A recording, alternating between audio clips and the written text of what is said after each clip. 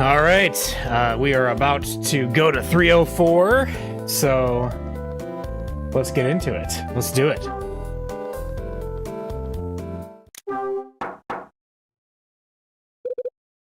Who is it? I can hear Dylan's voice ring from within the room. It's me, Kyle Hyde. I don't want anything to do with you. Dylan, we need to talk. Now! Open this door! Go away and leave me alone. Damn it, Dylan. Open the damn door!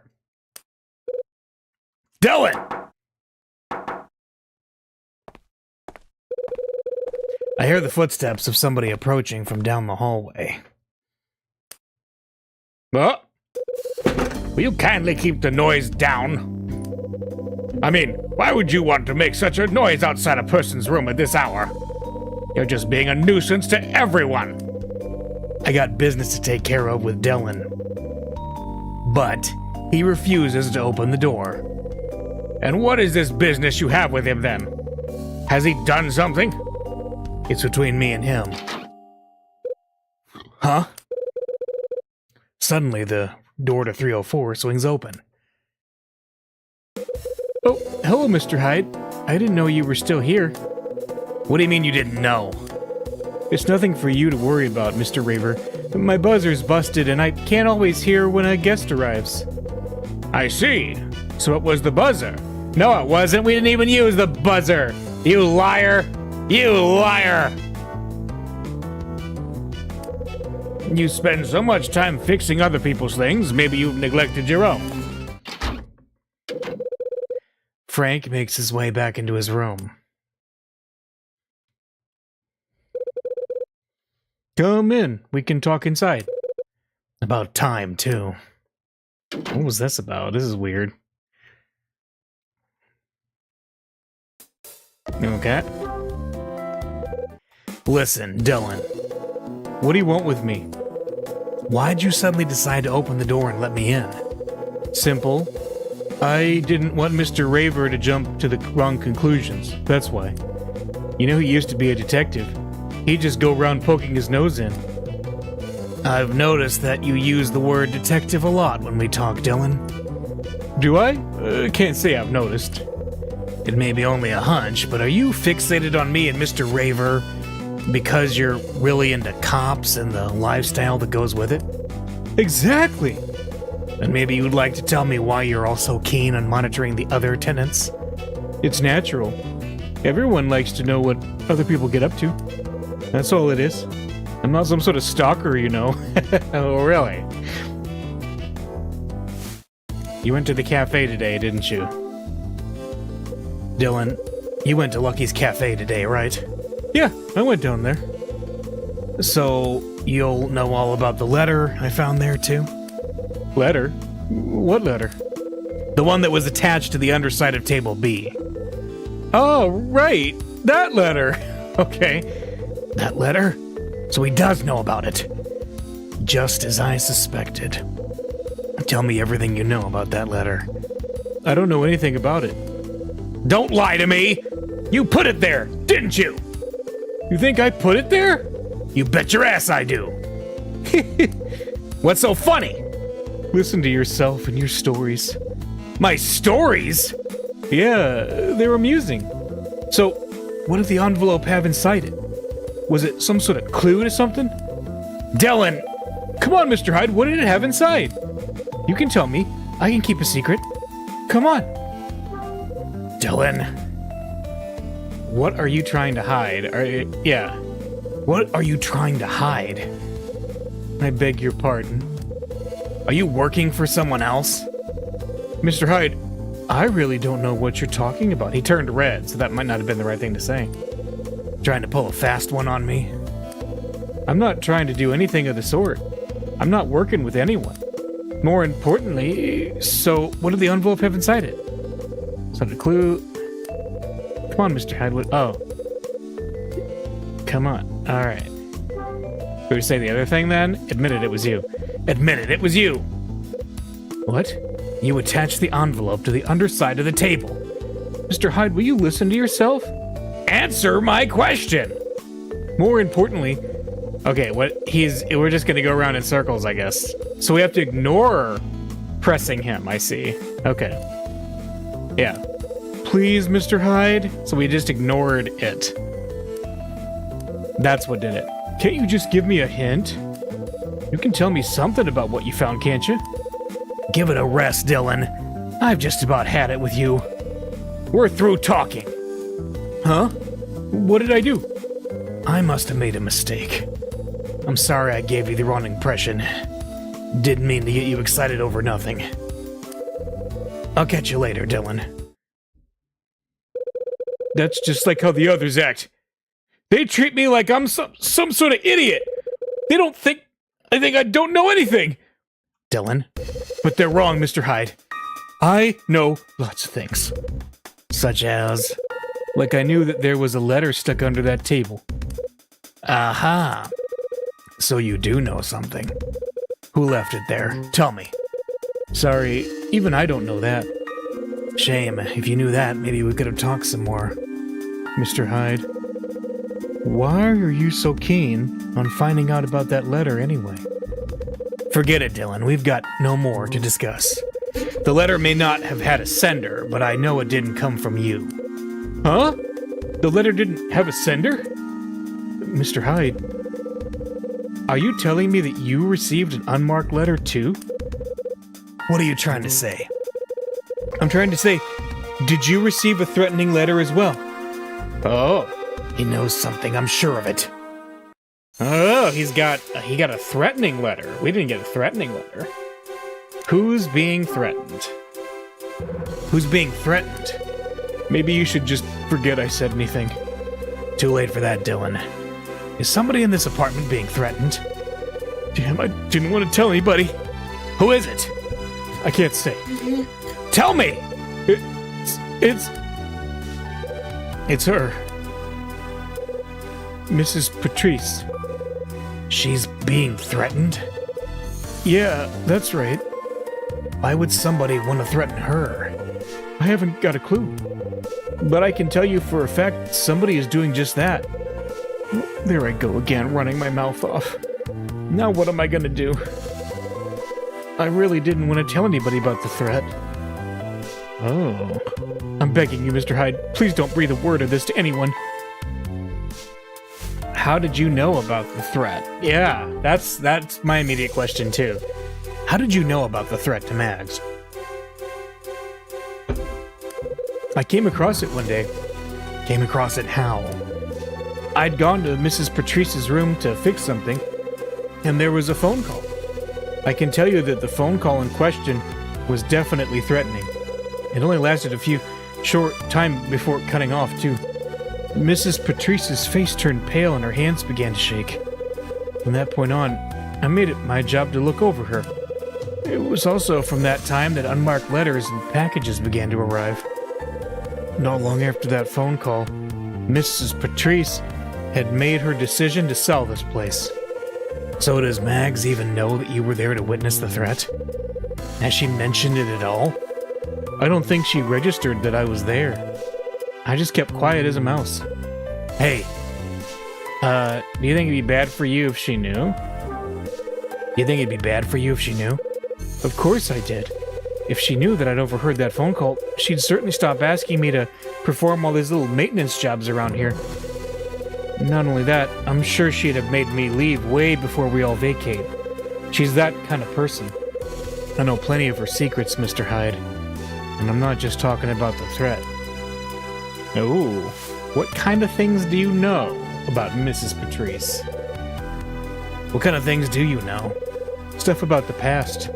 I could tell you things, Mr. Hyde. Things about Mrs. Patrice's past.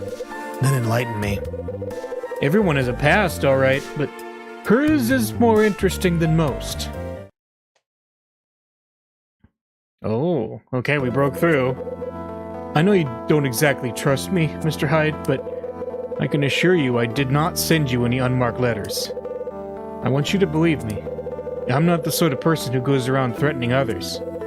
Is that so? It is! If you think it'll help you solve this mystery, I'll tell you about Mrs. Patrice's secrets. On one condition, though. You share with me what was in that letter you found. So, have we got a deal? I'll think about it. I've got somewhere to be. Ooh. I'll make my way out of Dylan's room. Ooh, interesting. So where are we headed now? Why'd Dylan have to go and set me off with all that talk of secrets and stuff? And Mags. Could she be connected in some way? Connected to the incident that happened all those years ago? I think it's time I gathered my thoughts about all that's happened. Oh, okay. So we were like right at the end of the chapter last time. December 22nd, Ed woke me up with a phone call in the morning. He said he was willing to take me back to work for Red Crown, but on one condition. What did he want me to do? Sell items to 2 tenants. Right, that's what he said. He told me to sell items to 2 people in this building. Then get him on the phone. Make a whole $6. Once I'd completed his task, I called him to let him know. I also took the opportunity to discuss the mysterious order sheet I'd received. Ed eventually agreed to let me pursue the order and try to locate the Scarlet Star. He went on to tell me the reason why the police had reopened my dad's case. He said the case had been reopened due to a connection with a crime syndicate called Nile. Right, it was called Nile. Nile was the crime syndicate Bradley was investigating undercover 4 years ago. Exactly how this syndicate was connected to my dad's death was something that neither I nor Ed could imagine.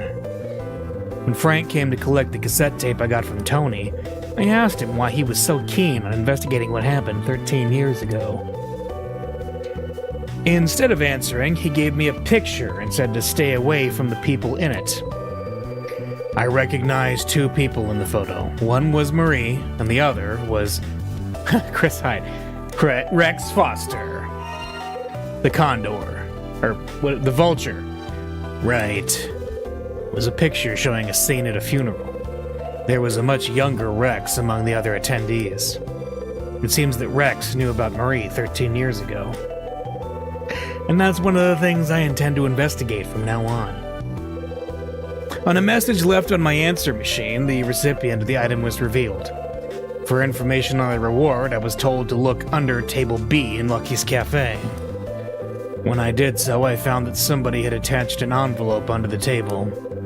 In addition to the letter that explained what the reward was, there was something else.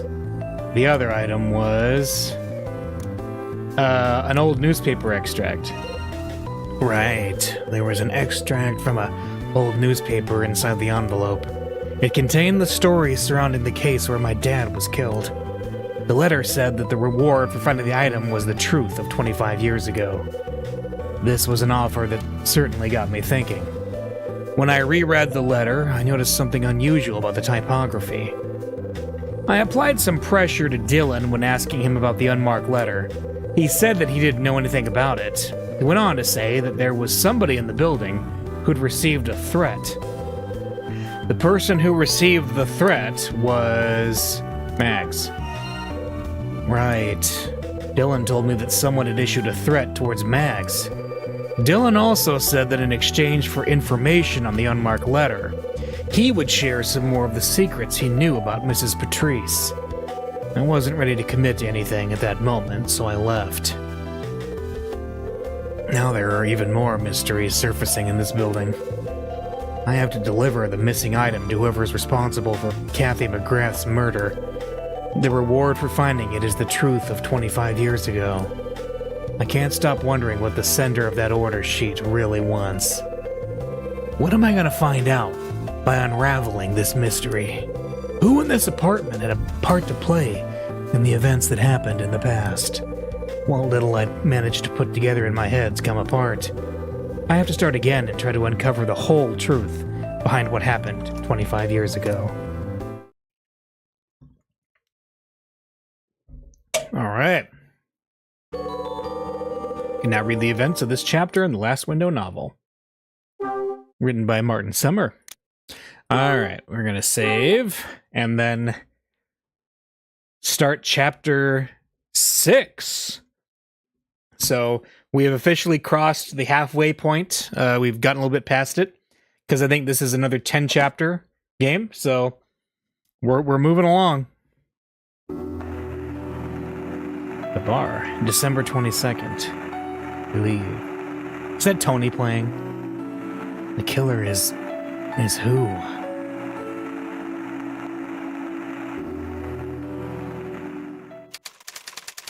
Chapter 6, December 23rd, 1980. 2 days before Christmas. December 23rd, Tuesday morning. I'm woken up by the sound coming from the TV. And that was tomorrow's weather. What's that noise? I must have fallen asleep in front of the TV. Now for today's special feature. We take a look at the jewelry robberies that rocked LA 2 decades ago. It was apparent that a crime ring was stealing jewels and selling them on the black market, but the group itself vanished from the face of the earth some 13 years ago. The LAPD are investigating the current spate of jewelry robberies in the area, and considering the possibility that they may be connected to these past robberies. This is Robert Harrison for 5 News, signing off. Yeah, puzzle, turn it off. As I try to pull myself out of bed, I feel the alcohol still lingering in my stomach. It all comes back to me. I remember talking to Dylan, then being invited to the bar by Tony for a few drinks. As I try to get my thoughts from the day before in order, I make my way over to the window and open the blinds. The brightness flooding in through the tiny window sets my room aglow. I lean against the window with my eyes half closed, my body bathed in light. As I gradually open them, I see the familiar backdrop come into focus before me. It's a shame that my days of seeing this first thing in the morning are numbered. Now that I think about it, my mom must have seen a similar sight. After my dad was killed, and on the morning, Mom and I planned to leave this town. She stood in front of the window in the room she'd once shared with Dad. She said nothing, just stared into the distance. I splashed a couple of handfuls of water onto my face, and throw on some clothes. Man, my throat's so dry. I can't believe I got drunk on a Monday night. I'm such a bum. There's only one remedy for this. A trip to the cafe. Well, alright. Kyle, such a bum hide. We're going to the cafe. Alright. Deadbeat Employee Simulator 2010. Alright.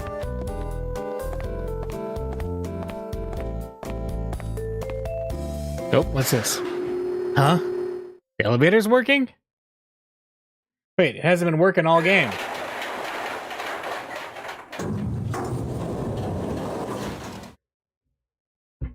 Oh.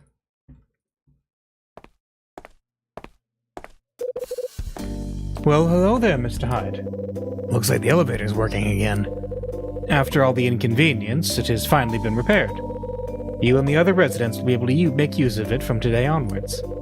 It's a shame that it got repaired so close to when we will have to vacate, though. Even so, this should make it more convenient for everyone when they move their things. I'm sure it will. However, every silver lining has its cloud. The vending machine in the lobby is to be removed tomorrow. I see. That's a shame. I can't tell you how often I made use of the old thing. You were a frequent customer, were you? Mrs. Patrice, could you delay removing the machine until the last day instead? I love the cool pop from that machine. Think I'm addicted to the stuff. Much as I'd love to do so, Mr. Hyde, I'm afraid I can't. I fully appreciate that all the tenants are under a lot of stress and strain, but please don't forget that I am as well. I have so many things to do before then. I wouldn't want there to be any last-minute trouble before I hand the place over. By trouble, do you mean threats? Has there been any trouble before? Yeah. By the way, have you been getting threatening phone calls? That's like an instant ticket out of the hotel. Has there been any trouble before? How about that? Has there been any trouble before? None whatsoever. Well, that's certainly good news then, you liar. And before you ask, Mr. Hyde, I haven't brought up the little indiscretion from before. To be completely honest with you, I'd sooner forget about the whole thing.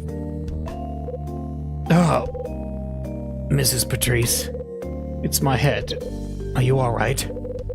I do apologize. I sometimes have episodes like this. I get a really sharp pain in my head all of a sudden. I'm gonna have to leave you for now. Mrs. Patrice heads back to her room. So it looks like our beloved vending machine's gonna disappear tomorrow. Uh-oh. Okay, should we get something from it before the end? Do we have change? Yeah, we do have quarters, don't we? Oh my gosh, I've pressed every single wrong button so far. We got... Where is it? Quarters. I have 8. Yeah. Let's do it. And we have $5 too. What'll it be? Well, he said he loves the cool pop, right? There we go. Cherry, grape, lime, apple, cool pop.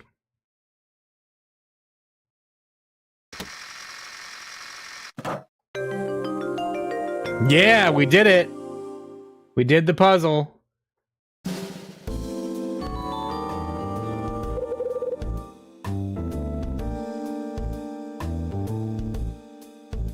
Cool pop, my favorite drink. Open the bottle and glug the whole thing down.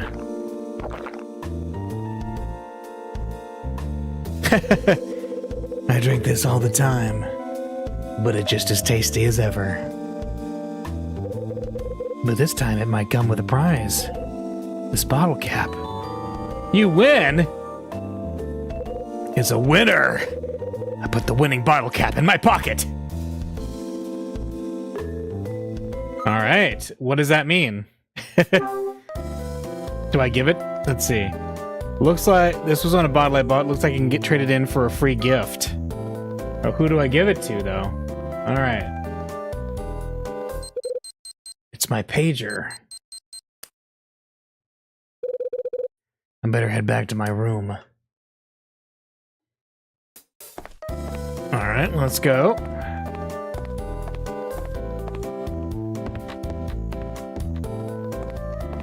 Rachel and Ed have things for me, apparently. What? What? Huh? Morning! Hey, have you been out? Just been to the lobby to get something to drink. Woke up with one hell of a dry throat. Sounds like someone can't take their liquor. I can still feel it sloshing around. That's funny, man! Hey, watch it! Come on, you gotta admit, you didn't really have that much. Maybe not, but after hearing your song, I think all that bourbon went straight to my head. Good excuse. Well, it was good for me to have an audience for once. It really helped me sing. Hey, Tony. Oh, yeah. I bet this whole conspiracy about buying the building is because Niall wanted to get that vending machine so they could win the cool pop prize. Yes. Niall's after it. They want, you get a novelty angel opening a door pop bottle. Last night I had the pleasure of listening to the latest song he's written. Oh, that was him. Okay. Everyone can fall in love, but not everyone can keep up with it. Okay. It wasn't half bad. Your song, I mean. Oh? Don't act so surprised. I'm not so proud that I can't compliment someone on a fine piece of work, you know? So it appealed to you? Yeah, it did. Is that bad? No. but I guess that means it's not gonna make it big time. Hey, what's that supposed to mean? Nothing, man. Just yanking your chain. I'm just seriously stoked that you like the song, that's all. You've got a radio in your room, right? Yeah, I got one. Why? Have you ever listened to a show called Rockin' Soul? Can't say I have. Do me a favor and listen to it today. Truth is, I got a call from one of the producers that I used to know, and he promised to try out a demo tape I sent. Says he'll see what the audience thinks. Your song's gonna be on the radio? Yeah, it's been quite a while. It'll be on at 11 a.m. I'm heading out now to see if I can find somewhere with the radio switched on. That way, I can see how the people listening react when it comes on. Tony seems to be in high spirits as he leaves. Rockin' Soul, 11 o'clock, huh? I suppose I could find the time to give it a listen. Alright, but first we gotta call our boss. Alright. Time to give Rachel a call.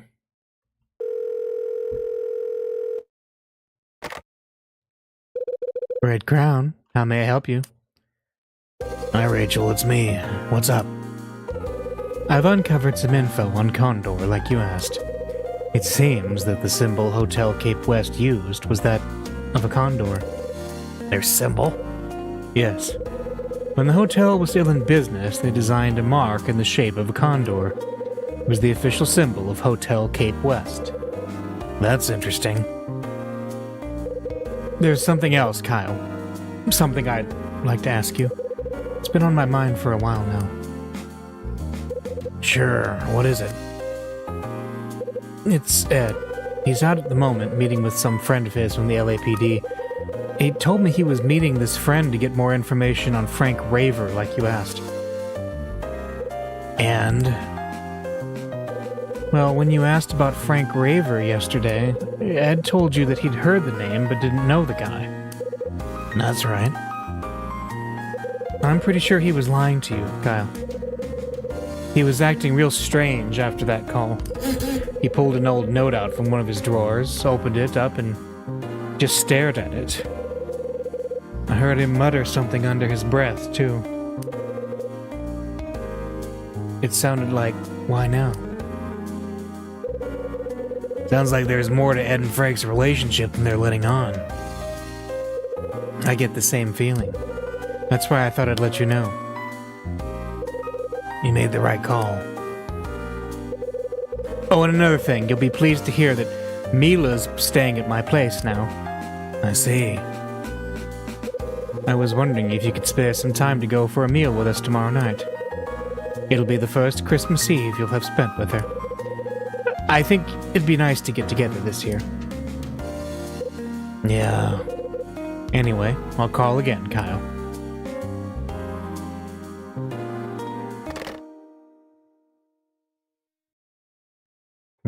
Oh, it's 11.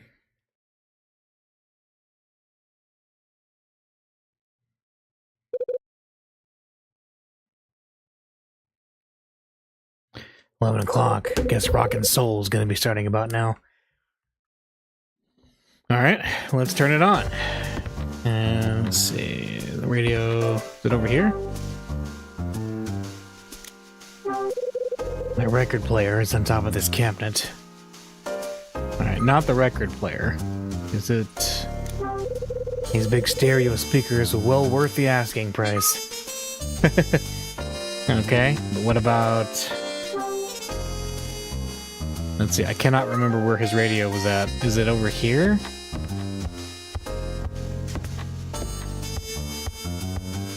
Finding the radio simulator.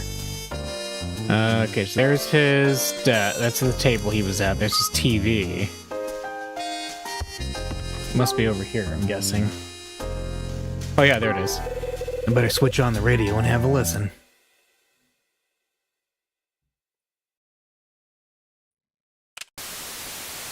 Okay.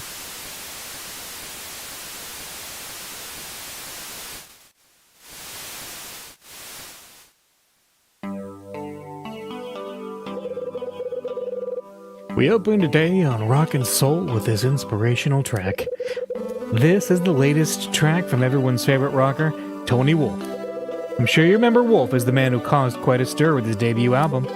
This time, Wolf shocks us with a calm, melodious ballad for the Christmas season. Everyone listen up. Here's Belief. And stay tuned for even more hits.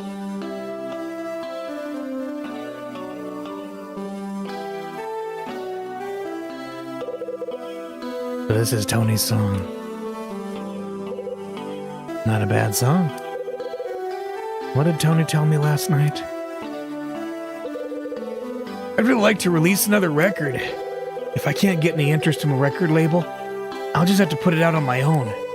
Problem is, then I gotta scrape together the cash. It's times like this I wish I could just win the lottery or something.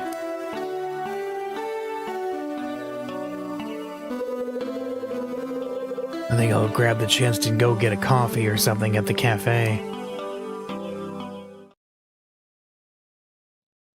11 p.m. or 12 p.m.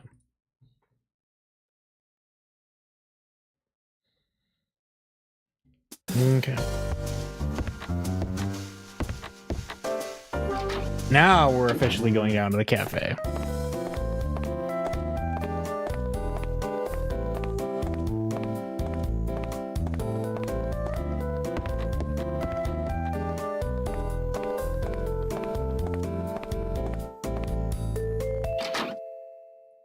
Huh? Oh. Darn. I thought I did quite well. Charles, what's the problem? Are you having troubles again? It seems I missed out on the prize. So you entered the crossword prize draw, huh? Of course, especially since there's $1,000 to be won. If I won, I could afford to buy a brand new camera to use for filming. I guess things didn't go my way this time, though. Bad luck. I'll see you later, Mr. Hyde. Charles finishes talking and walks away. Okay, well, let's head in.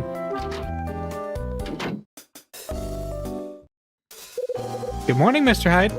Hey, Claire. What's today's coffee? It's a mocha from Yemen. It has a distinct bitterness with a strong flavor. I'm sure you'll like it, Mr. Hyde. I'll take one, black. You got it. Hey, Claire, today's the day the prize draw results come out, right? We finally get to see who the winner is. Right, the results are over there on the wall. Oh, right, I see them now. Okay, thanks. Claire moves away and heads towards the kitchen. Huh. Well, let's go look at the results, shall we? There's a note pinned to the wall. The winning number is number 53. Okay, here's the winning number. Now, where did I put my entry slip? Wow! I won? Is this thing for real? Look at that's the biggest smile yet. I love it. That's amazing. That's great. I love that.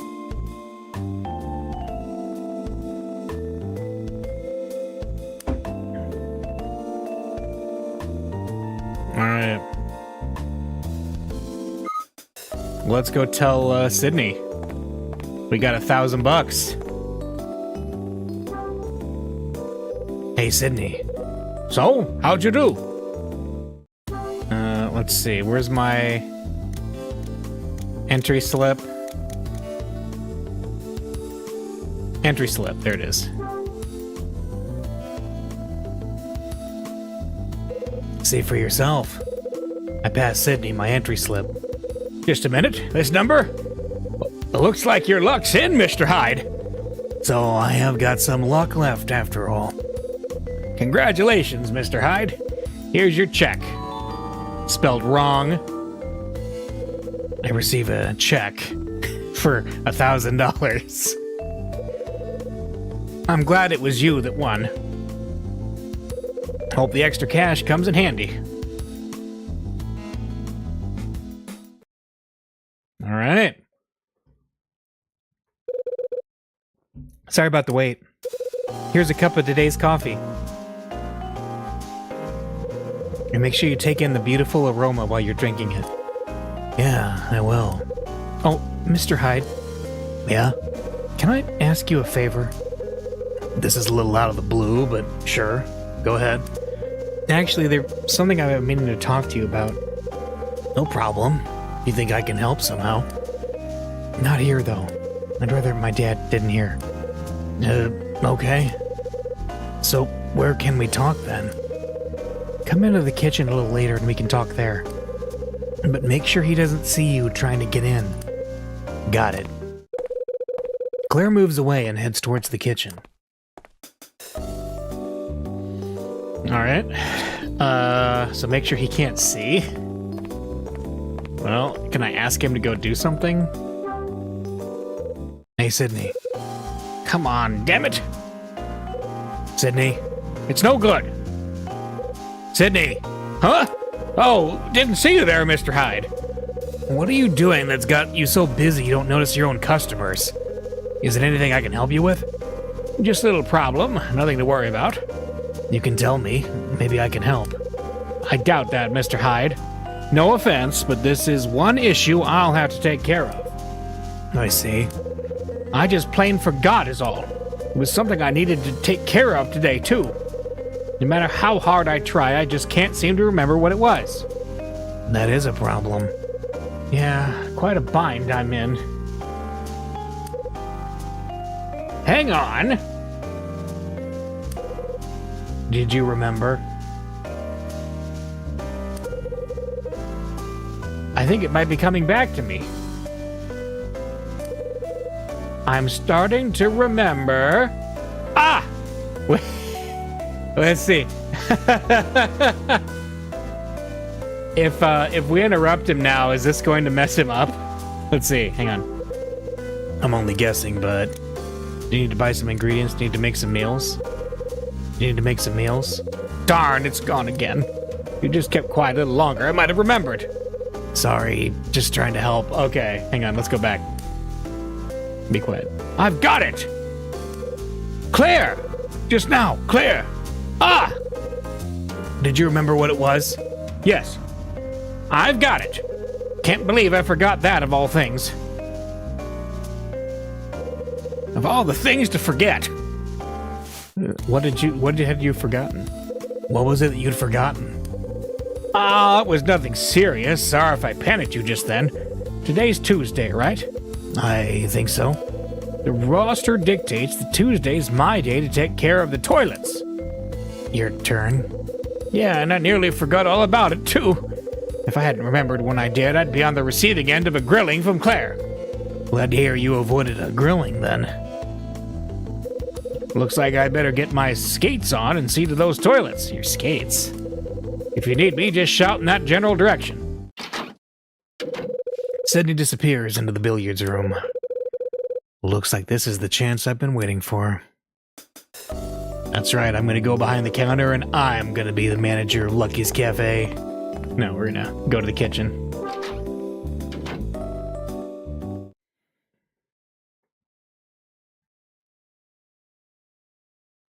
And there is Claire. Kitchen.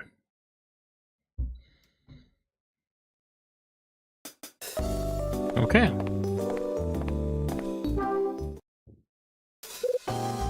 Hi, Claire. Oh, Mr. Hyde. I'm here. Let's talk. Thanks for coming. So, what was on your mind? Well, it's what? Oh, right. What? Before I tell you what I wanted to say, there's something else I'd like to ask you for help with. Dad told me to open a jar of maple butter, but the lid's too tight. What is that? Opening a jar for a woman simulator 2010.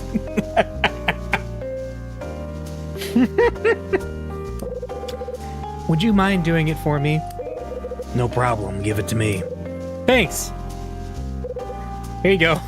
Oh, this is going to be a nightmare, isn't it? I receive a jar of maple butter. This requires you to shut the lid on your oh gosh, yeah. The lid was on so tightly I couldn't even get it to budge. I could have tried heating it, but the butter gets a funny taste when it's warmed. Okay. Alright.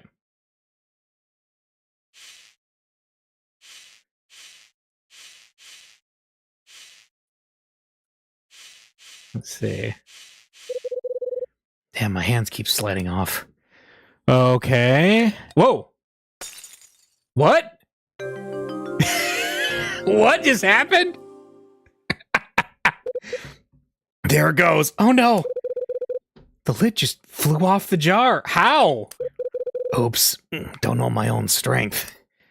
Mr. Hyde, don't frighten me like that. Did you do that on purpose? Of course not. I'm sorry. There's no need to look so worried. I'm not gonna scream or anything. Yeah, right. It's okay. Dad doesn't seem to have heard a thing. If he asks about the noise later on, I'll come up with a good cover story. Relax, will ya? I'll try. Here's the jar. Thanks. So, Claire, this wasn't the reason you wanted to talk to me, right? For me to inexplicably fling a jar across the room or a lid and break something? What was that? Is that going to be relevant later or something? No, Mr. Hyde. Then please enlighten me. What's the problem? Well, it's about Dad. I want you to talk to him for me. About what? It's been 7 years since Mom and Dad split up. I wanted to know if there was a special person in his life. You know, someone he could be happy with. So you have your suspicions then? Yeah, kinda. But I think that he should tell me if he does. I'm his daughter, after all. Problem is, I can't bring myself to ask him directly. And you think it'll be any easier coming from me? No, not really, but... Oh, what can I do? Hey, hold your horses. I'll do it. Just gotta pick the right moment to ask. You're wonderful, Mr. Hyde. Thank you. Like, Kyle is just like... He is a lot nicer guy than he seems. You're wonderful, Mr. Hyde. Thank you. Okay, that's it. I wondered if there's any further conversation. What got broken? Like, where was the velocity trajectory of the lid that Kyle, like, turned warp speed? Did he use Zawaldo again? It's my pager. Better head back to my room. What's this? Oh. Hey, Mr. Hyde. Didn't realize you were still around. I'm just leaving. Okay, catch you later. 2 p.m.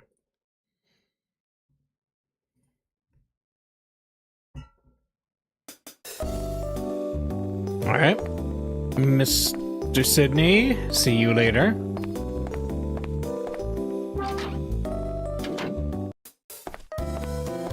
Ooh, let's be fancy and use the elevator.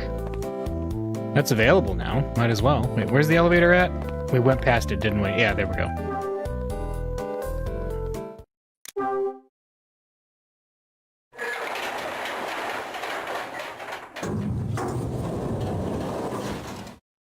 It's got a seat and everything. That's fancy.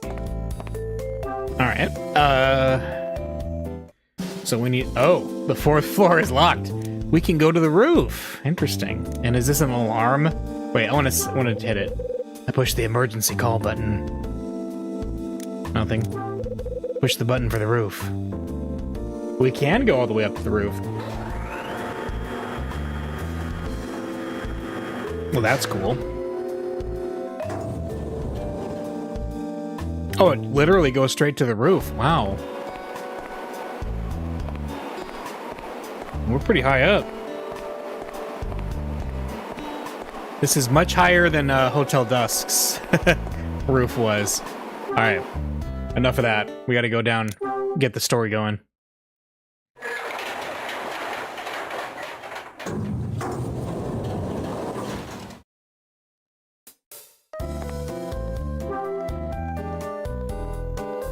Alright. Second floor button.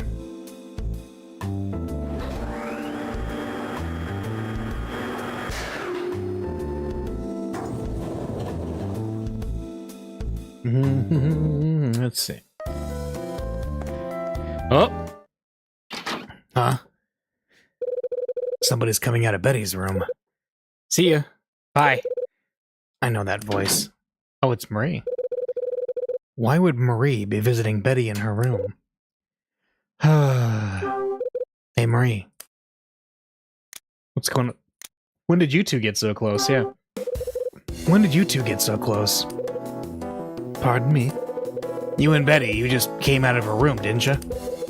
Yes, I did, but I just had something I needed to discuss with her. Oh, it wasn't very important. Don't pay it any mind. What did you need to discuss? Discuss what? Girls talk, Mr. Hyde. She works in an accessory shop, as you know. Well, I had something I wished to discuss with her regarding that. So you want me to believe you went to her room to chat about accessories? Yes, because that's the truth. And besides which, it's not your place to be questioning me. I see. Excuse me. Marie goes back into her own room. Did they really discuss their accessories together? I'm not buying her story for a minute.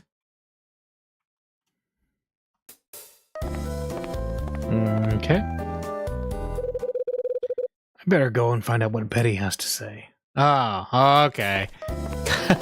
Kyle's not gonna let this go. Alright.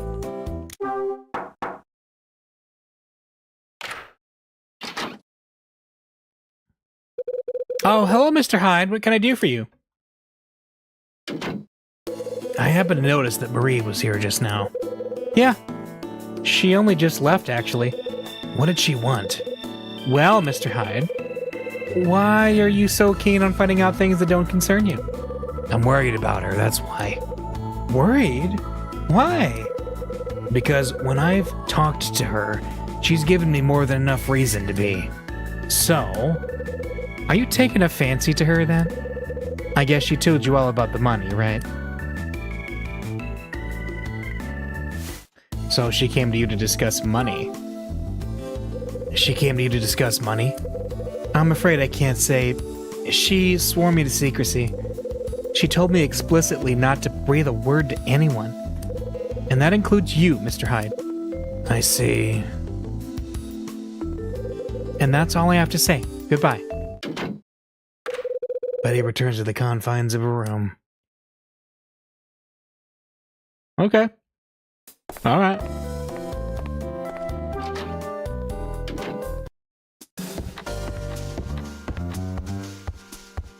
Well, let's see. Do we have a call to return or anything? I think we do. Yeah, time to give Rachel a call.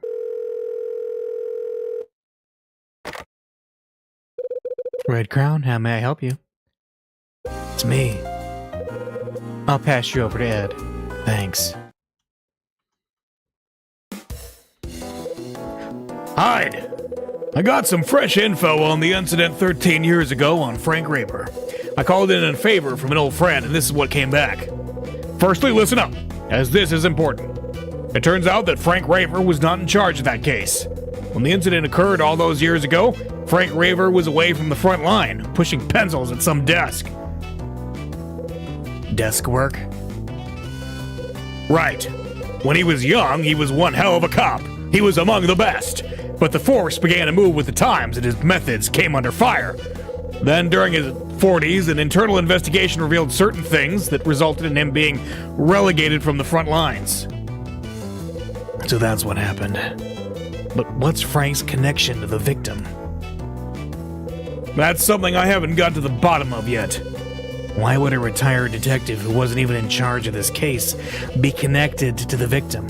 And why is he investigating the incident now? I know, it smells fishy. It seems the incident went something like this. The party to commemorate the last day of the hotel was on the first floor. At some point during the festivities, Kathy, the owner's wife, disappeared. When she failed to reappear, the owner asked a member of staff to take a look around. Didn't take long before he discovered her body. It appeared that she died of cyanide poisoning from the wine she drunk. The cyanide was discovered in a bag laying next to the body. When the LAPD assessed the death, their initial reaction was to treat it as a suicide. But after forensics revealed that her prints were not on the cyanide container, and her hugely expensive ring had been taken, the type of case was changed. Now they believed it was possible that she'd been murdered. The biggest problem they faced was that large numbers of guests had come and gone throughout the evening, making gathering statements difficult. Also, the bottle Kathy's wine came from went missing. They couldn't find enough evidence for the case to be solved. So was her body really found in room 404, or was that just a rumor? No, that part seems to check out. I see. You know, that room is still in the exact state it was back then. You mean the crime scene is still there? Precisely. Ed, can I ask you something? Go ahead. When you were on the force, did you really not know Frank Raver? Are you serious? I've already told you I didn't. What are you trying to say? Nothing. Just my senses tingling again. I just wanted to double check that you and he weren't old acquaintances. As I told you before, I knew his name, but we never knew each other. Hyde, the man who had Frank removed from the front line, was my ex-boss. You spec? Yeah, him. Listen, I'll keep looking for more clues about Frank and the murder. I'll see what I can dig up on your Scarlet Star, too. That's all I gotta say for now. Here's Rachel. Hello, Kyle. About tomorrow. How are the plans going? How does 7 o'clock at Da Leonardo sound? Spending Christmas Eve at a nice Italian place isn't bad at all, if you ask me. Sounds good. I'll leave you to think of a present for Mila. Make sure you don't forget. Got it. Hey, but the snow globe. We can give her the snow globe. Pay for it ourselves. All right.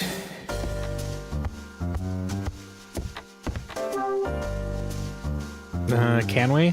Let's see. There's a cardboard box under the table with a red crown logo on it. What crap Ed gave me to sell. Snow globe, how festive.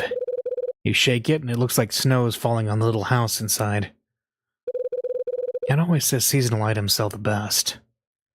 Oh, okay. Well, then that's not... Okay.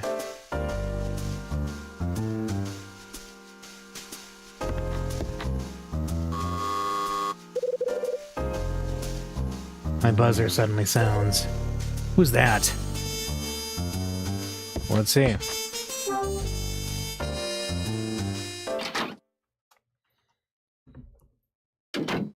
Well, Betty, can you spare a moment? I want to talk to you about something. This is strange, you wanting to talk to me, I mean. I'm full of surprises. But look at this place. Have you even started your moving preparations, Mr. Hyde? Do you even have a place to go? Save your worries for someone else. Now, what have you got to say to me? It's about Marie. I'm listening. Please, don't pull such a scary face. It's about what happened when she came to my room earlier. Didn't you already make it clear that you didn't want to talk about that? That was then. This is now. And well, I thought it over and decided I'd better tell you. You don't mind, do you? Tell me what happened. Marie asked me to do something. She wanted me to buy a ring from her. A ring? Yeah, the one that she blamed Tony for stealing just a few days ago. Seems she's in need of cash and resorted to selling her ring. Go on. She said I could have it for $500. A 3-carat diamond ring for $500? That's what I thought too. I said that the price she was asking was way lower than the value of the ring. But she insisted that as long as the money was in cash, the price was acceptable. So I bought it. After reflecting on what had happened, though, I began to think it doesn't make sense to sell something that cheaply, even if you needed the money. I even considered that the diamond in the ring could be a fake. I was wondering if you could take a look at it for me. Do you think it's real, Mr. Hyde? I'm not a jeweler, you do know that, right? I wouldn't be able to tell a real diamond from a fake one. I was worried you might say that. What can I do? Maybe I shouldn't have agreed to buy the ring, the thing after what she told me. What did she tell you? She told me the reason why she needed to get rid of it. Well, what is it? Oh, what am I gonna do? If you can't help me, maybe Dylan can. Dylan might have a way of telling if it's a real diamond or not. Dylan? Let's see, why did Marie want... Yeah, let's talk about Marie first. Why did Marie want to get rid of her ring? She said that she doesn't like the idea of keeping it any longer. Really? Why is that? She had told me about the circumstances the ring was given to her under. And how she couldn't keep it any longer knowing what she knew. Sell her some Red Crown fake diamond detector cream? Yeah. You know, have you ever wondered if your diamond is actually real? Well, it just so happens that I have on my hand a detector cream. What kind of circumstances were they? I thought you'd have been able to guess by now. I think she was trying to say that the guy who gave her the ring was no good. Maybe he bought it for another woman, or maybe he got it on the cheap. That's what I think, anyway. That's the kind of reason a woman would get rid of a nice ring like this. I see. Okay. What makes you think Dylan will know? What makes you think Dylan will know if it's a real diamond? Well, one of his hobbies is collecting rare stones, for one. He knows these things. He was boasting once about having one of those special magnifying glasses, too. So why didn't you cut out the middleman and go straight to him at the beginning? Because I didn't want to spread that kind of stuff around, that's why. Dylan tends to keep a close eye on everyone. Closer than we'd all like. I really didn't want to break the promise I made to Marie. What promise did you make? What promise did you make to Marie? I promised her I wouldn't tell anyone about buying the ring from her. You promised her that? Well, it looks like you've broken it anyway. That's different. It's you, Mr. Hyde. I know I can trust you to keep this to yourself. You're not planning to tell Marie that I told you, are you? Maybe you should have made me promise you that at the start. Yeah, maybe I should have. Why did I have to buy it? Marie told me that she'd got it from her dead brother as a present. So this is the ring that Mike Porter gave her. Betty? What? Could you show me the ring? Betty, would you mind if I borrowed the ring for a little while? Not at all. Go ahead. I received the ring from Betty. I'll leave it to you to find out whether the ring is genuine or not. Yeah, no sweat. Okay, well, I'll see you later then. Betty leaves the room. Now what am I gonna do? I suppose I could borrow Dylan's magnifying glass and take a look.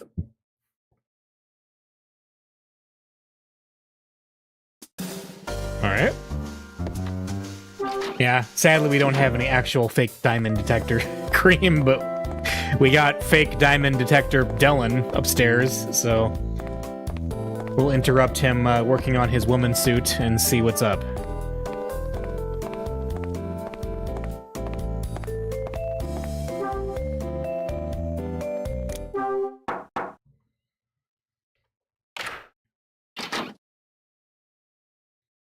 Hello, Mr. Hyde. Have you got a moment? Sure. What can I help you with? Could you lend me your magnifying glass? My what? You know, the thing you use to check precious stones. I heard you got one. Well, you heard right. I've got one, but why would you want to borrow it? I want to check out a jewel. I want to check out a crystal.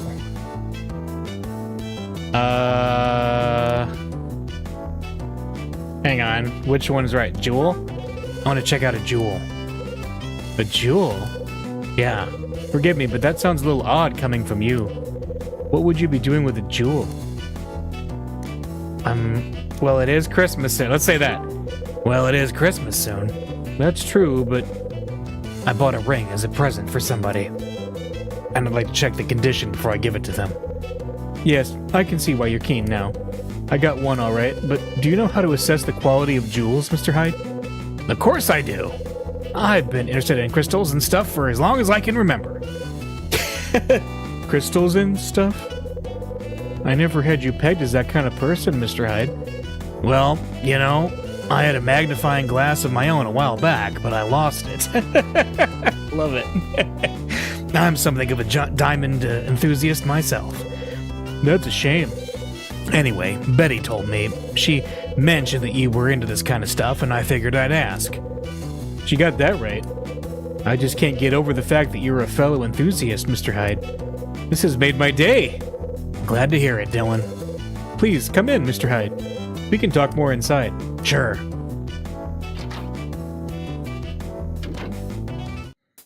Alright. I can't get past you, can I? Okay. Dylan, would you like to see my crystal collection? Sure, why not? There are some on the shelves and others on top of the table. Feel free to take a look.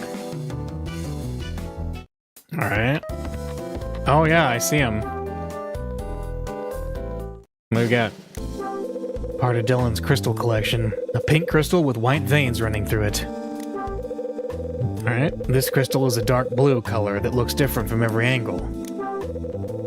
Let's see, a translucent bluish crystal with a smooth surface. This crystal is light blue and appears to have some air bubbles in it. I'm sure I've seen a piece of jewelry somewhere with a crystal like this.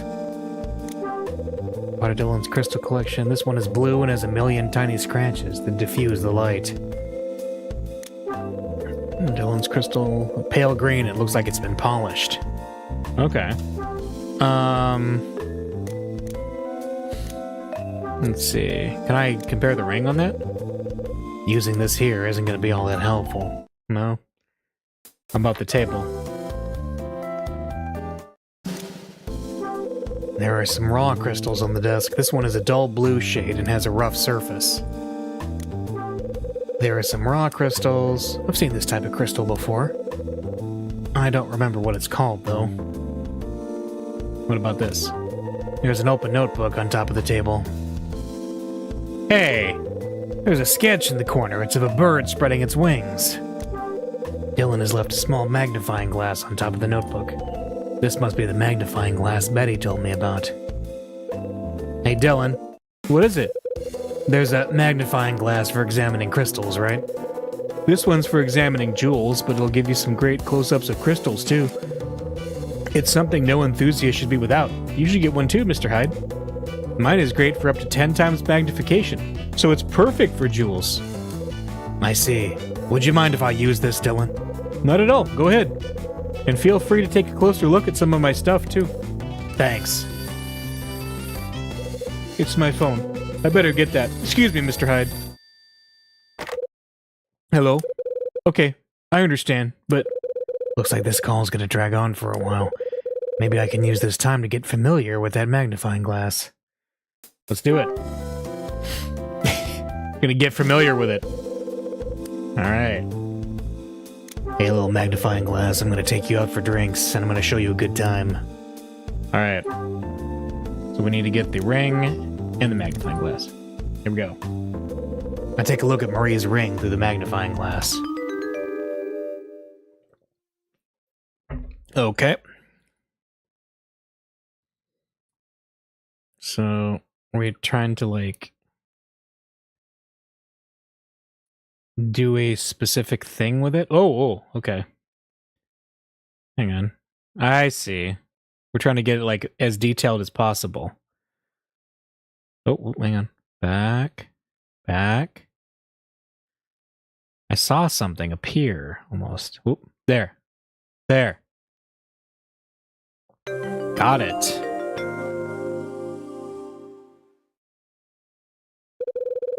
I can see something through the diamond.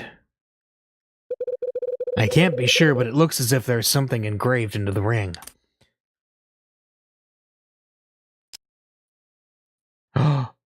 Dun dun dun! Huh? There's a design engraved onto the base of the ring. It looks like... I put the magnifying glass back on the table. Huh? The picture in this notebook, it's... Why would Dylan have the same design here as I found on the base of the ring? Oh no. Oh no! Mr. Hyde. Yeah? How did you get on with the magnifying glass? No problem at all. It's great examining the tiny details on stones using this, isn't it? Dylan is so ominous. Yeah, it is. Have you ever thought that there's a tiny planet inside precious stones like these? What? Excuse me? A tiny planet? Like one that Sonic the Hedgehog saved from Robotnik in the hit game Sonic CD? If you view the cut edges up close using the magnifying glass, you can see all kinds of grooves, valleys, and caves. It's a spectacular sight. I don't think I'll ever tire of looking. Viewing crystals like this is much more interesting than looking at diamonds. I'm sure you feel the same, right? Yeah, you got that right. Dylan, have you got a moment? What is it? What's that you've drawn in your notebook on the table? You mean the picture? It's a condor. A condor? Yeah, that's right. A huge bird from the Andes that preys on animals. So, why did you draw a condor? No reason. We were just trying to recreate something I saw up on the 4th floor. Oh! Something you saw. What kind of picture? Like the hotel's emblem? What kind of picture did you see up there? One of them up there has a picture of a condor on the wall. It was stuck in my mind and I thought I'd have a go at drawing it. Which room was it in? It was 406.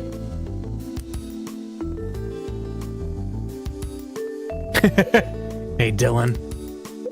Thanks for letting me take a look around in here. Glad you enjoyed yourself. Thanks again.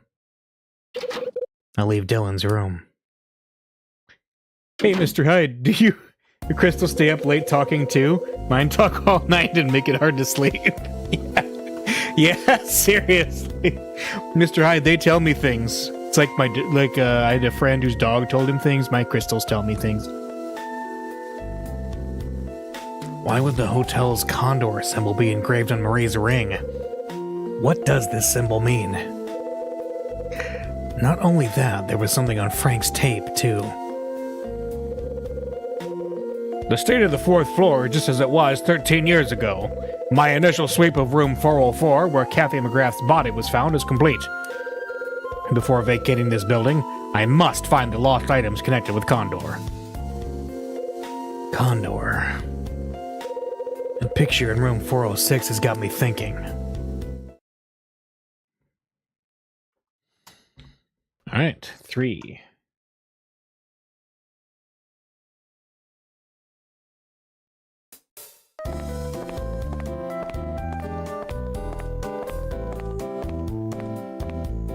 Time to go to 406. Do we just automatically do the nonsense? I open the fire door exactly as Dylan said to, then walk through it. And the wedge is there? Yeah, I see it. Okay, 406 is where we're going.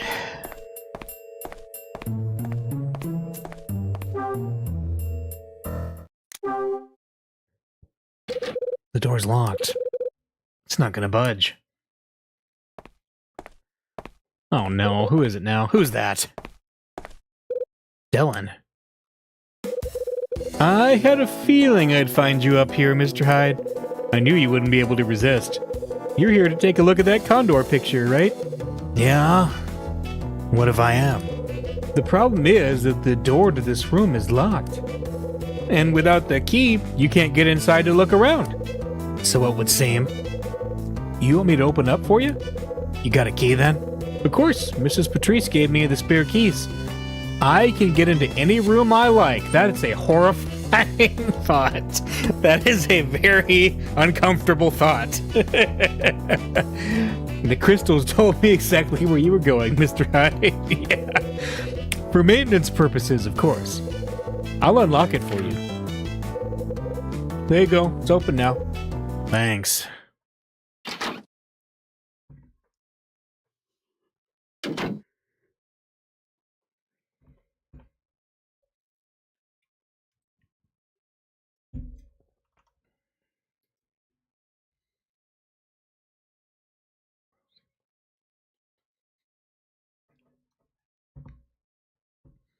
All right.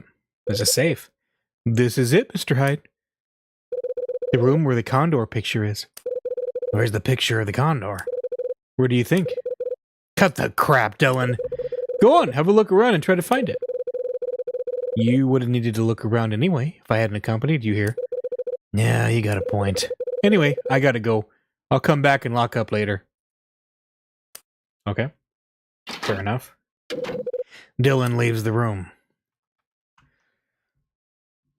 Alright. So... Condor picture. Got it. What's this? The discolored leather-bound book on top of the table. It has a star symbol on the cover. A star. Marie... The Scarlet Star? Marie told me about this. My brother and husband used the word, along with others working in the hotel. It was a sort of secret code linked to the closing down party. A star. I take the old album. All right.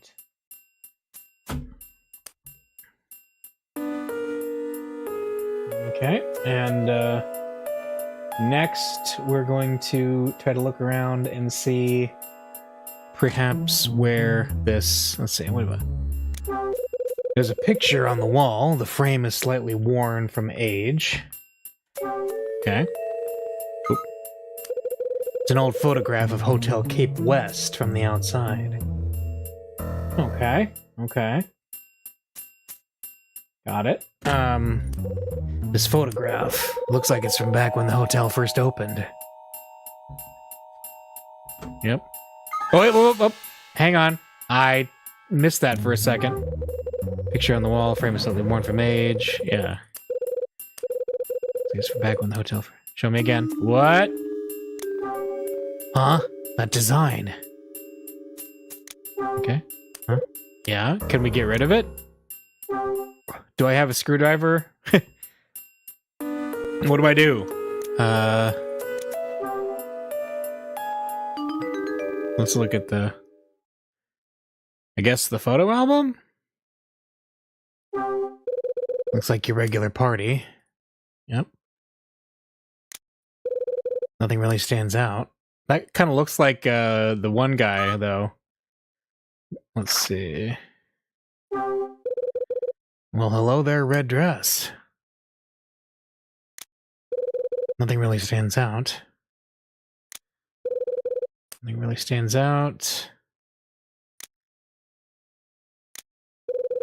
Nothing really stands out. Okay.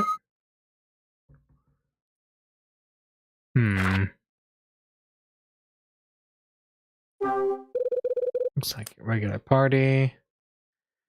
What about down here? No apple paintings. Nothing stands out. Okay. Okay. Okay. Good to know.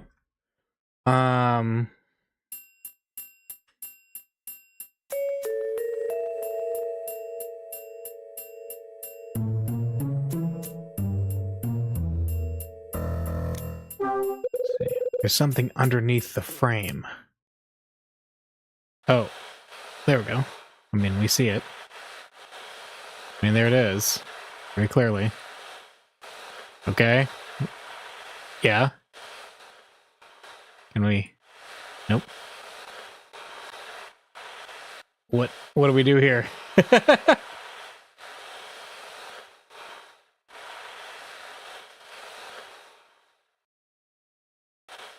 Wait, oh, do we have to like... Oh, there we go.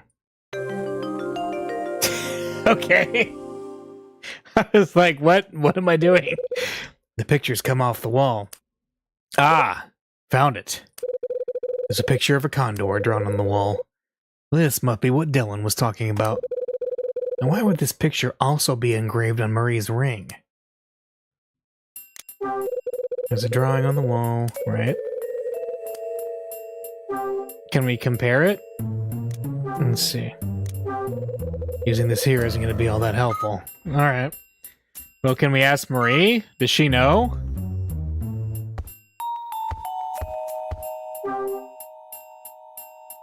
Let's see.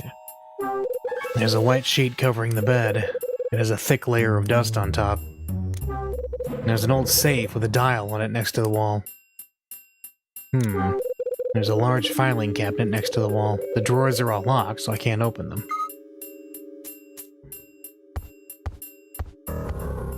Okay. Is that it? Are we done?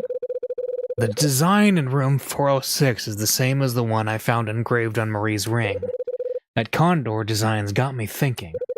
Before I get stuck into that, though, I better let Betty know what I found out. Okay, so that is, I think we got everything we needed. Unless, of course, we're gonna get locked in or something. No. Now that I'm through the door, I retrieve the doorstop and put the lever back how it was. Zawaldo! Okay. So, oh yeah, Betty. 203.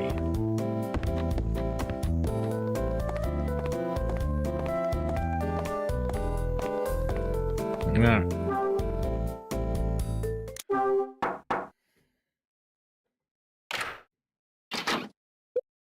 Hi! Have you got a boom moment, Betty? Oh, it's you, Mr. Hyde. Try not to get too excited. Were you waiting for somebody? No, not really. I've checked out that ring for you. You did? Yeah. You better come in.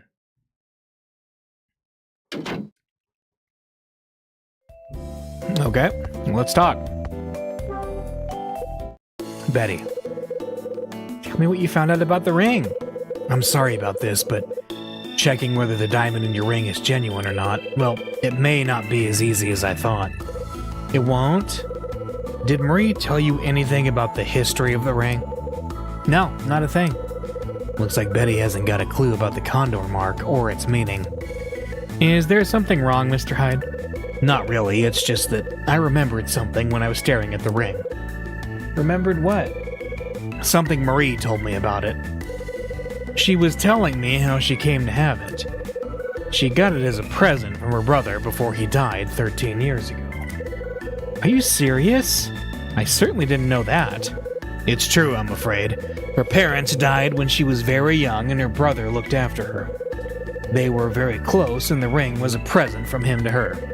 I'm sure that ring has great sentimental value for her. You're right, it must have, but she didn't breathe a word of that to me when we spoke.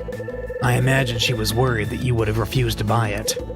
This may not be what you want to hear, but I think you should return it to her. I'm sure it'd be for the best.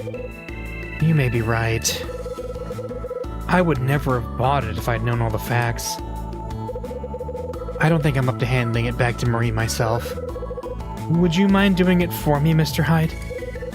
Tell her she can keep the money. You sure about this? Yeah, completely. Well, if you say so, I'll return the ring. That's nice of you. Just handing out $500? That's a lot of money in 1980. Huh? Looks like I'm popular today. Let me see who that is. Is it Marie? Betty opens the door to see who it is, then steps out into the hallway. I can hear the voices of Betty and her visitor from beyond the closed door. You said you'd give it back to me today, right? Yes, of course. Here you go. Sorry about that. Who was it? Just a friend. Nobody you'd know, Mr. Hyde. Okay, then. I think it's time I got out of your hair. Of course. I leave Betty's room. Okay. Oh, it's Charles. Oh, what are you doing here? Charles. So it was you in Betty's room just now? Yeah, that's right. For a moment, I was certain it was that other person who paid her a visit. I guess that means you came to see Betty then, too. Yes, I did. I was there to collect the key that I'd lent her. Why did she say nobody you'd know? We live in the same apartment. Of course I'd know him.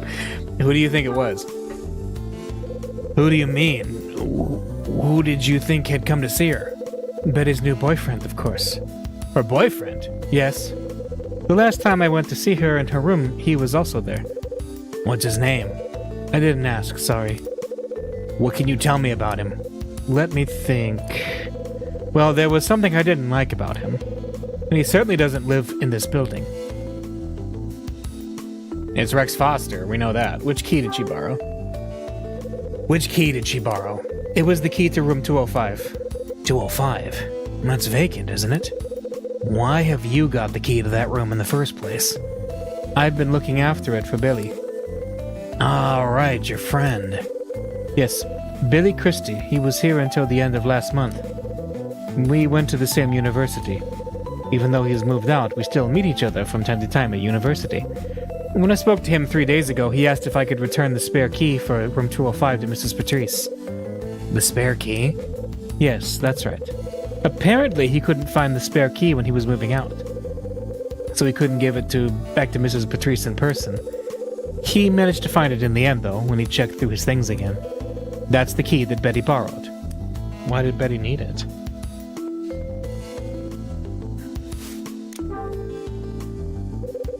Why did Betty need the spare key?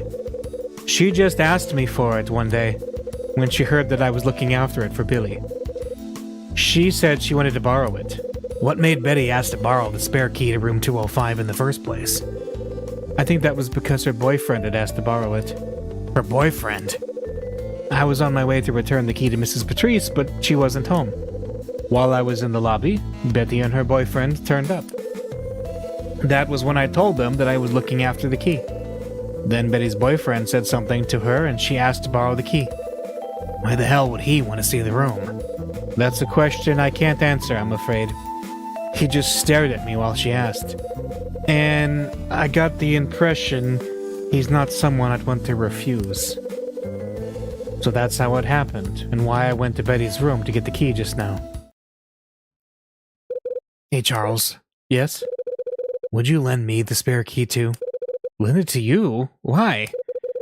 Well, we're all going to be leaving here soon. I thought I'd like to take one last look around. It'd be nice to see what room 205's like. I really have to get it back to Mrs. Patrice, though. I'll make sure you have it back in no time. What do you say? Okay, Mr. Hyde, why not? But I expect it back as soon as you finish looking at that room. Don't sweat it. It'll be back before you know it. Alright. I received the spare key to room 205. I'm going back to my room now. Charles finishes speaking and heads off. Okay. So...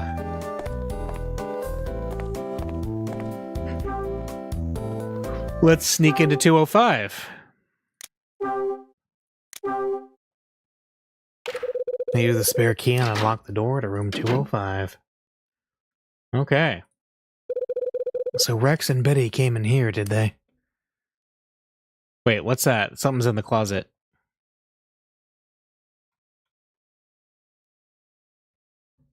Room 205.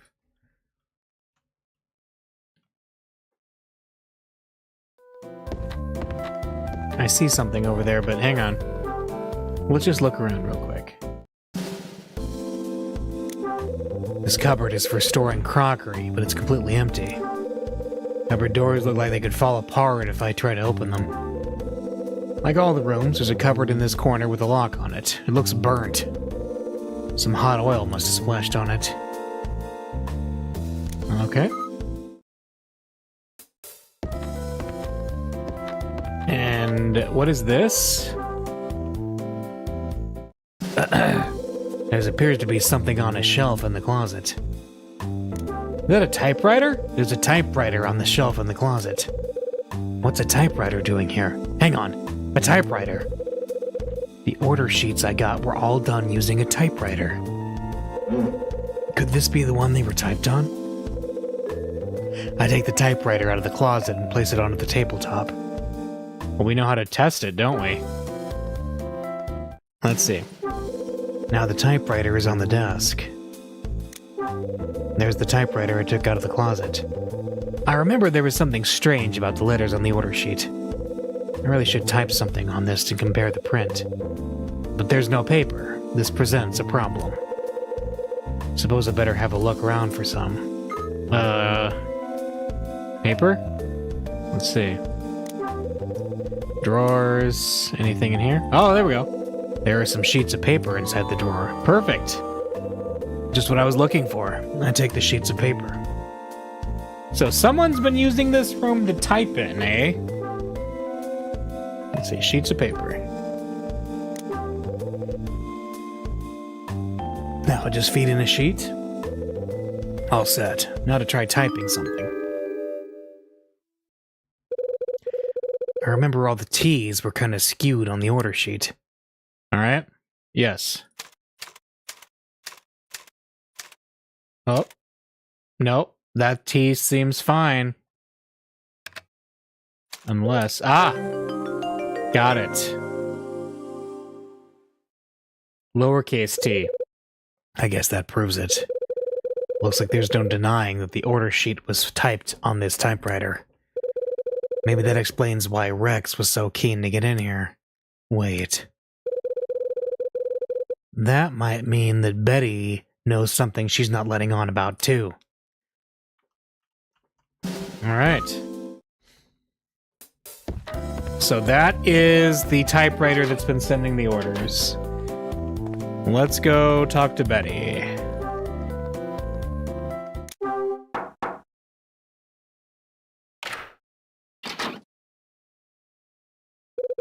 What is it, Mr. Hyde? I got something to ask you, Betty. It's about room 205. Room 205? You better come in. Uh-huh. Uh-huh.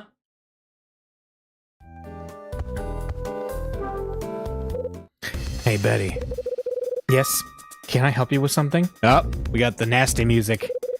It was Charles you were talking to in the hallway earlier. I'd like to know why you asked him to lend you the key to room 205. No reason. I just wanted to see what the room was like, that's all. So you went into the room? Maybe. What kind of answer is that? The best you're getting. Why are you asking me this? Betty, if you and that Rex guy are up to something, then I've got some questions for you. Now tell me what I want to know. And just what do you mean by up to something? You must have had a real reason to borrow that key. What was it? Now would be a good time to tell me. There's nothing to tell. Come on, I wasn't born yesterday. It's the truth! Betty, did you borrow it for Rex? Did you borrow it for Rex? What? There's no use in trying to hide it. You borrowed the key because he asked you to, right? There's no fooling you, is there, Mr. Hyde? It's true. Rex asked me to borrow the key from Charles. He said he really wanted to use that room. Why the hell are you even giving that guy the time of day? You do know what Rex does for a living, don't you? Yeah, I know. He investigates insurance claims. Investigate isn't the word I'd use. He's bad news. Did you know that too? Yes, I know. But it's okay. After all, Listen up. You're being used. Yeah. You're being used! Yeah? Oh yeah? And how would you know? I appreciate that you might think I'm meddling, but you're damn right I do. Come on, Betty. It's people like you, Mr. Hyde, who have no idea. I don't want to hear another word. I'm sorry, Betty. I just want you to understand. Mr. Hyde. Give that time the time of day. Does for a living. Yeah, I know. Yeah, so we're gonna cycle back. You have to say the other thing, then? Listen up. It's not okay. It's not okay! I already said it's fine. Oh. Besides, we're through already. Betty, you've got to listen to me. I am not interested in what you have to say. What difference does it make anyway, whether he's good or bad? The problem with you, Mr. Hyde, is that you just don't know when to stop pushing. Okay. So we just go around. Yeah. You've been giving that guy the time of day. Alright. Investigates insurance. So we just let her stew, basically. We don't interrupt. It's okay. Alright, we just go. Mr. Hyde, I understand. I really do. I know he's not really interested in me. Listen, Betty. Also, I know the real reason he started going out with me. Okay, let's talk, what did he plan to do in 205? Do you know what he planned to do in room 205? I can't be 100% certain, but this is what he said. He told me that there was something he needed to check. Betty, was it about Marie? Was it about Marie? Yes, I think it was. So he's still looking into her then. How should I know? I don't know whether he's still interested in her or not. I don't know anything. We don't speak anymore. Betty, like I said, he seemed to be interested in Marie. I noticed it a while back. But after he got what he wanted, he stopped coming here. Okay. Why did Rex go out with you? What was his real reason for going out with you? He started going out with me because he wanted to check the situation on the second floor. Betty, what interested him? Was it the tenants? Yeah. Was it the tenants? Yes, that's right. The decor was the other one, like, what? He was keen on establishing who was friends with who and their relationships. That's what he came to find out. When I asked him why he was so interested in that, he said he was interested in putting a stop to Marie's accomplice. An accomplice, huh? So he said he got what he wanted. Yeah, so he said he got what he'd wanted? Not in so many words, but I'm sure he did. He kept asking me all these questions about the people that live here. Then, after he'd seen room 205 and taken a look around, he didn't contact me anymore. I didn't even have a number I could use to call him. That's rough. He needed to see how many Apple pictures were on the second floor of Mr. Hyde. That's right. He's trying to count them all up. He's playing the first game. What did he mean by her accomplice? What did Rex mean by Marie's accomplice? I have no idea. That was the first and last I ever heard on the subject. But he said he wanted to put a stop to them, right? That's what he said, but I have no idea what he meant. And why should I? After all he did was use me to get what he wanted. It's just like you said, Mr. Hyde. I did borrow the key from Charles, just so Rex could get inside the room. But I just passed it on to him. I never went into the room myself. So I hope you'll believe me when I say I can't tell you exactly what he did in there. And that's the truth, is it? Cross my heart.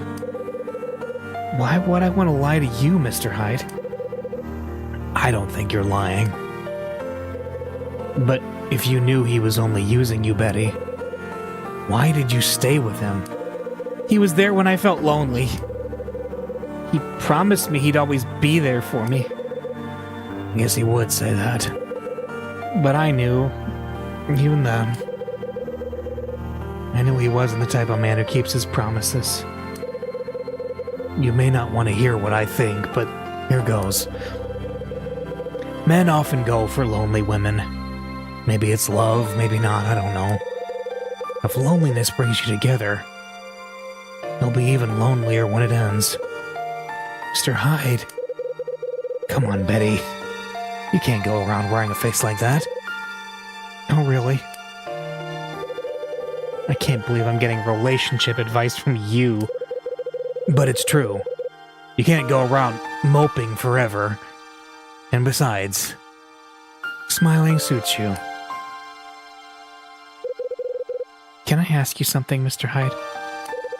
Why is it that you're so interested in Rex? Is it because you spoke to Marie? Did you believe what she told you? There are a number of things about her insurance claim that interest me. I'm curious about the whole incident. About that, let me guess. You heard about me once being a detective from Rex, right? Yeah, he did mention it. Thought he might have. Did he say anything else? No, just that. I see. Betty, did you ever see Rex posting a letter to anybody here? A letter? I've never seen him with a letter. Okay. If I come up with any more questions about Rex later on, would you mind answering them for me? No, not at all. Right. I better be going. Of course. Well, there we go. I'll leave Betty's room. So now I know that the mysterious order sheet came from the typewriter in 205. Also, I discovered that Rex is trying to uncover a possible accomplice to Marie. What's Rex's connection to that order? Not only that, the engraved mark on Marie's ring and the one on the 4th floor. What do they mean? I think it's time I gathered my thoughts about all that's happened. I woke up on December 23rd with a hangover and a dry throat to boot. I grabbed a drink from the vending machine in the lobby, then called Rachel. She told me about Hotel Cape West emblem. Yeah, the elevator was fixed. Somehow. Right.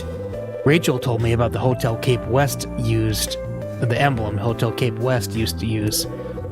It was an emblem in the shape of a condor. At Lucky's Cafe, Claire talked to me about a matter concerning her dad. After that, I came across Marie in the 2nd floor hallway coming out of Betty's room. I returned to my room and called Red Crown. Ed was there and he had some light to shed on Frank's past. He told me he was disgraced by Hugh Speck. Right. During an internal investigation, when Frank was in his 40s, his name came up. It was Ed's ex-boss, Hugh Speck, that was responsible. Betty came to my room to explain why Marie had paid her a visit before. Marie wanted Betty to buy something from her. It was a ring. Right. Marie once asked Betty to buy her ring for $500. Betty was concerned about the diamond being fake, so she gave it to me to check. I decided Dylan might be able to help. I went to see Dylan in his room, and while he was on the phone, I used his magnifying glass to take a closer look at Marie's ring. I discovered a small mark that had been engraved onto the base. It was identical to the one Dylan had sketched in his notebook. It was a condor. Right. I found a condor in Dylan's notebook and on the ring. Charles told me he had lent something to Betty. It was the spare key to room 205, and she had borrowed it on behalf of Rex. I got the key from Charles and took the opportunity to take a look around 205 myself. I tried out a typewriter I found there and discovered the letter T was slightly skewed. Right. When I pressed the T, the resulting print was higher than the rest of the letters. This matched with the order sheet I received. I tried to find out if this was Rex's handiwork by putting the pressure on Betty. Unfortunately, talking to her didn't answer this question. The riddle behind the condor, appearing on both Marie's ring and in 205, together with Frank's connection to the incident 13 years ago. With past and present colliding like this, I'm left with even more questions. There's still no concrete link between these events and the lost Scarlet Star.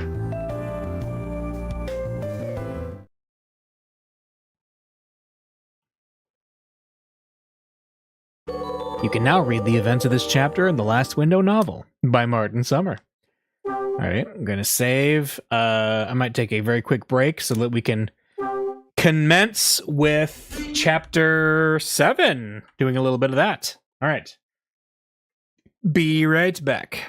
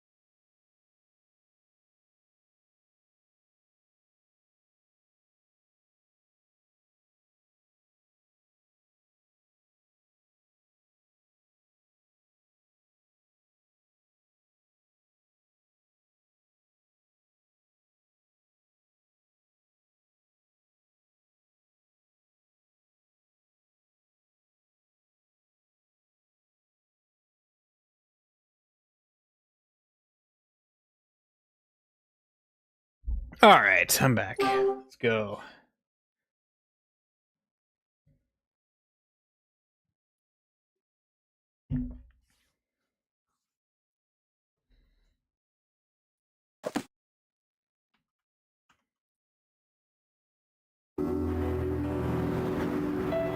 December 24th. Past and present. Condor. Christmas Eve.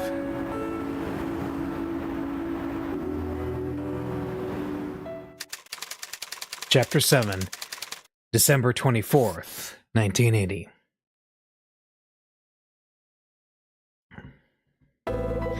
Wednesday, December 24th. I head to town for the afternoon. My mission is simple, to find something nice for Rachel and Mila when I meet them later. With all that's been on my mind lately, I realize that I've been less irritated by Christmas. Less than usual, anyway. Now, though, it doesn't take long to return to my former self. No matter where I go, all I hear are Christmas songs. I pass parents and children, lovers, their faces brimming with happiness. All of them clutching their precious Christmas gifts. I hate this time of year. Gotta shake this out of my head and refocus myself. As I attempt to do so, I stop dead in my tracks. Before me, in front of a nearby building, stands a huge, brightly lit Christmas tree. There's nothing really special about this tree, but something about the star draws me in. Before I know it, I find I've been staring at the star for the last few minutes. I've been trying not to, but I finally give in and think about what Christmas means to me.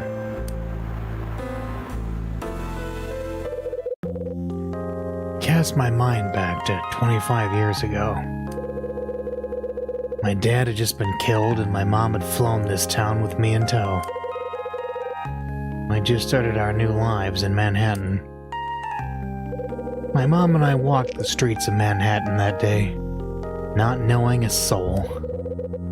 It was Christmas Eve then, too. Neither my mom nor I dared to buy anything or look at anything or even talk. We just kept silently walking hand in hand through the cold, wintry streets. That was the day I learned to hate the sound of Christmas songs. I can't find anything good for Rachel or Mila. The promise I made to Rachel about tonight rings in my ears as I make my way back.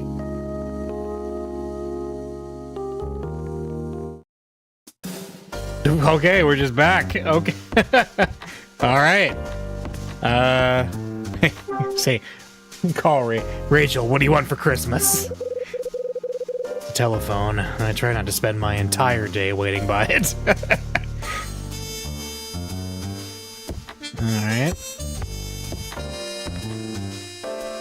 Nope. My buzzer suddenly sounds. Who's that?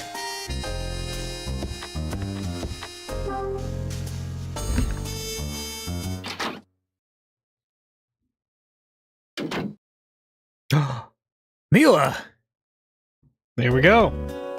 Hello, Kyle. Are you on your own? Kyle, I wanted to tell you something, Kyle. Tell me something. What is it? Did something happen to you? Come in, we can talk inside. She already is in.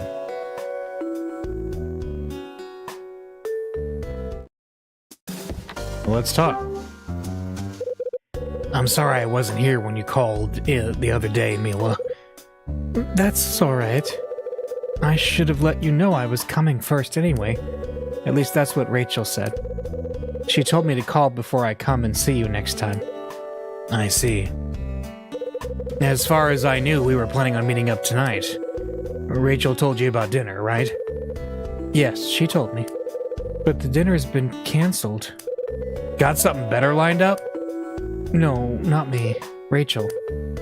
Oh? That's what I came to tell you, Kyle.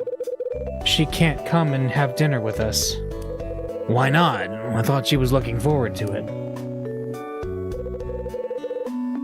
She can't go because Ed's been taken to the hospital. What? When did that happen? Just this morning. There was a call from the hospital this morning saying that he'd been admitted. Rachel left shortly afterwards. Why the hell didn't somebody tell me about this straight away? Ed said not to. He was very clear about it. He said it was just the same old, same old.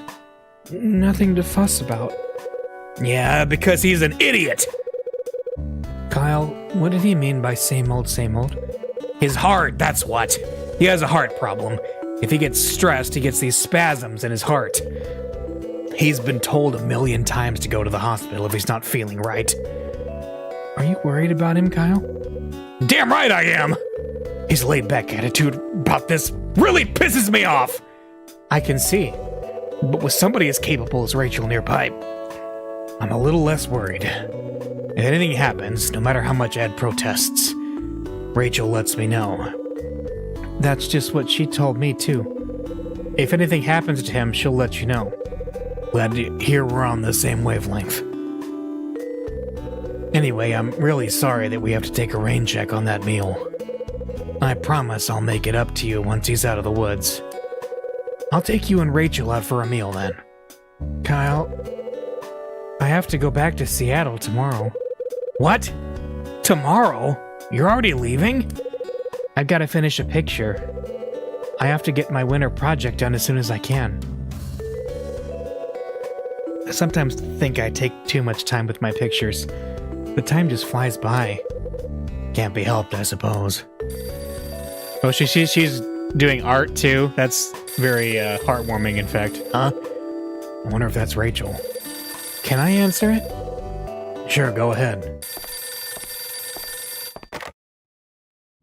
Hello? Yes, that's right. No, I'll pass you over.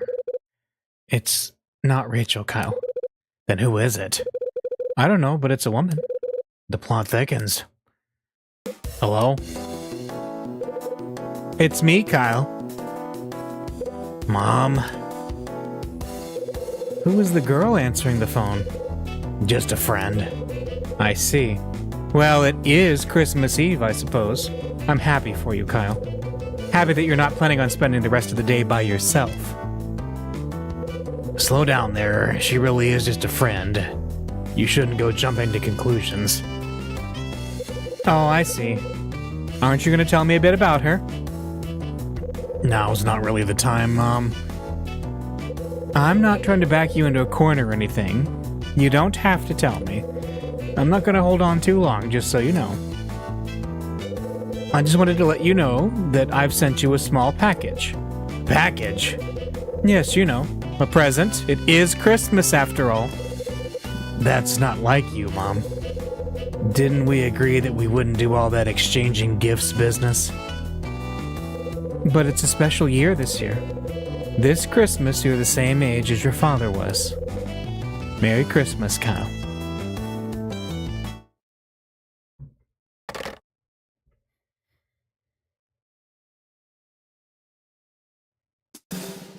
Well, we can talk to Mila again, I guess. Mila, that was my mom on the phone. Your mom? Yeah, she's living by herself in New Jersey. She calls me from time to time. She lives on her own? What about your dad? He's not around anymore. He passed away when I was 9. I'm sorry, I didn't know. I guess I never got round to filling you in on my past. Now I think about it, I don't really know much about you, Kyle. But you know pretty much all there is to know about me. Mila doesn't have any family. Instead, she has a huge blank space in her memory. She lost her mom in a plane crash as a child, and was raised by her dad, who ran a gallery.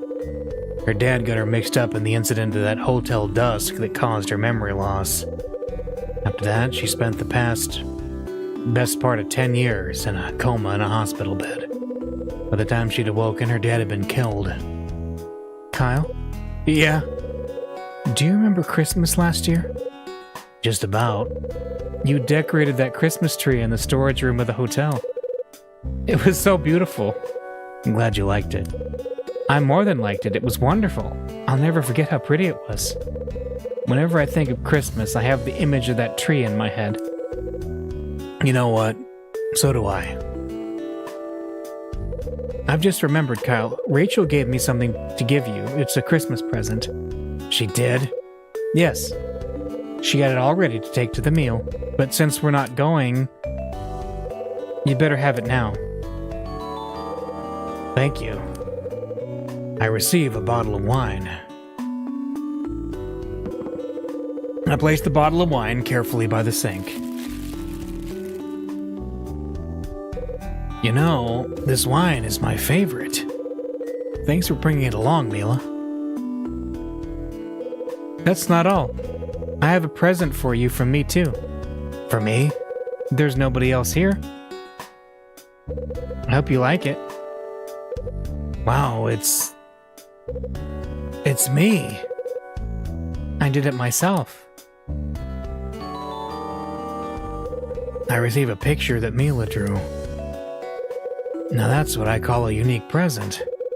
I think you might have glossed over a few of my rough edges, though.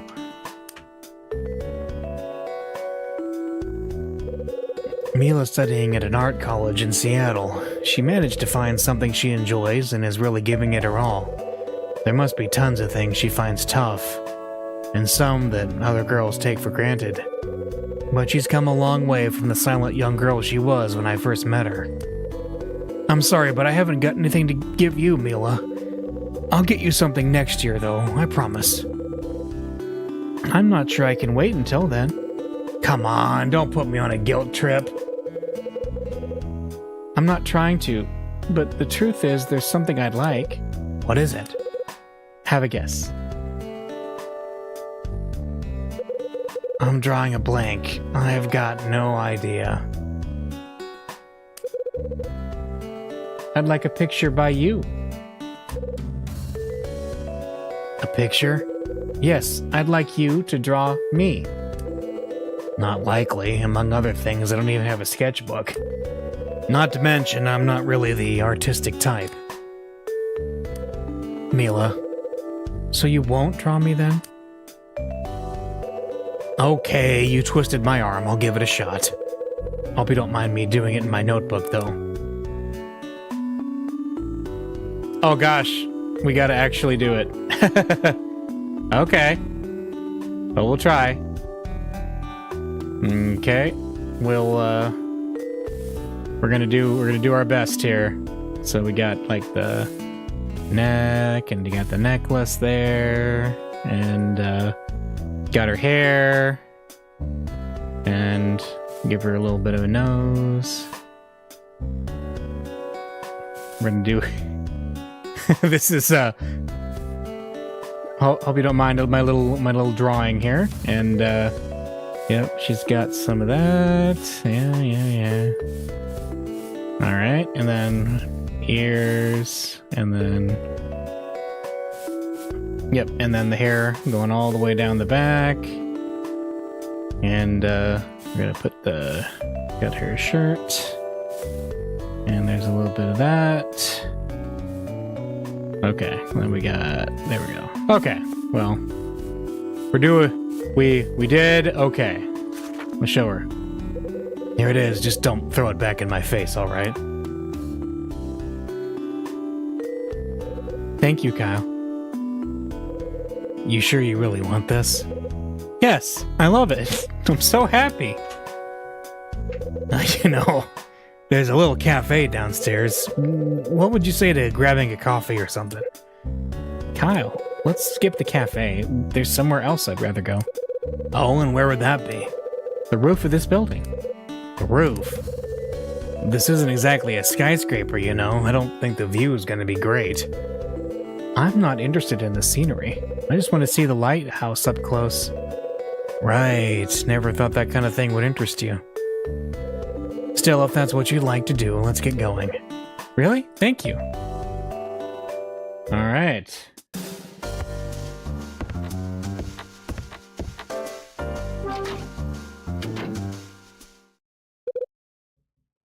Mr. Hyde. Okay. Who is it? Charles? I was on my way to your place to see you. Are you on your way out? What can I do for you? Surely you haven't forgotten. Kyle? Huh? And who's this you're with? Sorry, Mila, but would you mind taking the elevator up to the roof? I'll join you up there shortly. Okay.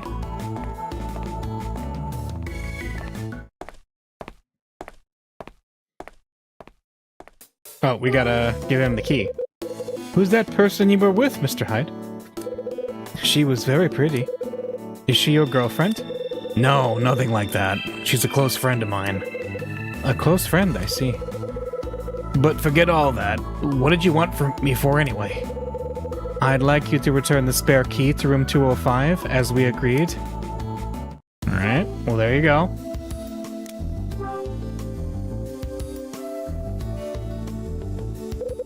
I hand the spare key to room 205 back to Charles.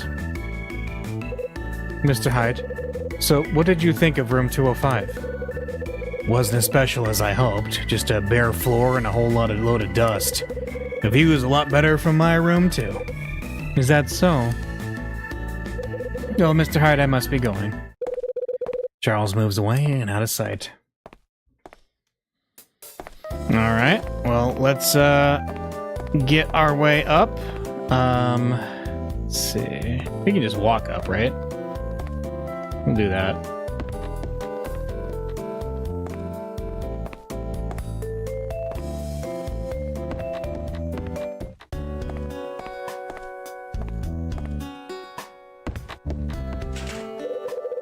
There's a heap of old furniture and junk blocking the door to the roof. Oh. No, I'm getting through here. Them's the brakes, I guess. Okay. Well, never mind. We got Silent Hilled. Well, we'll just use the elevator from the 3rd floor. That should be fine. There we go.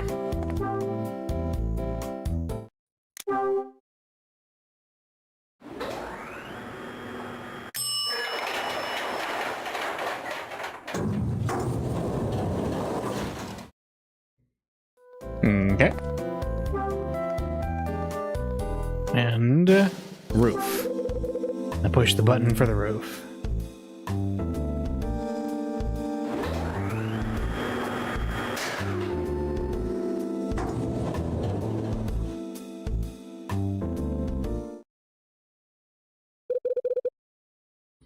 Now where's Mila got to?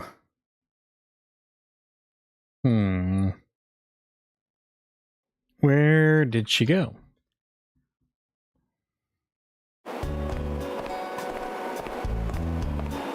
She said she wanted to see the lighthouse, right?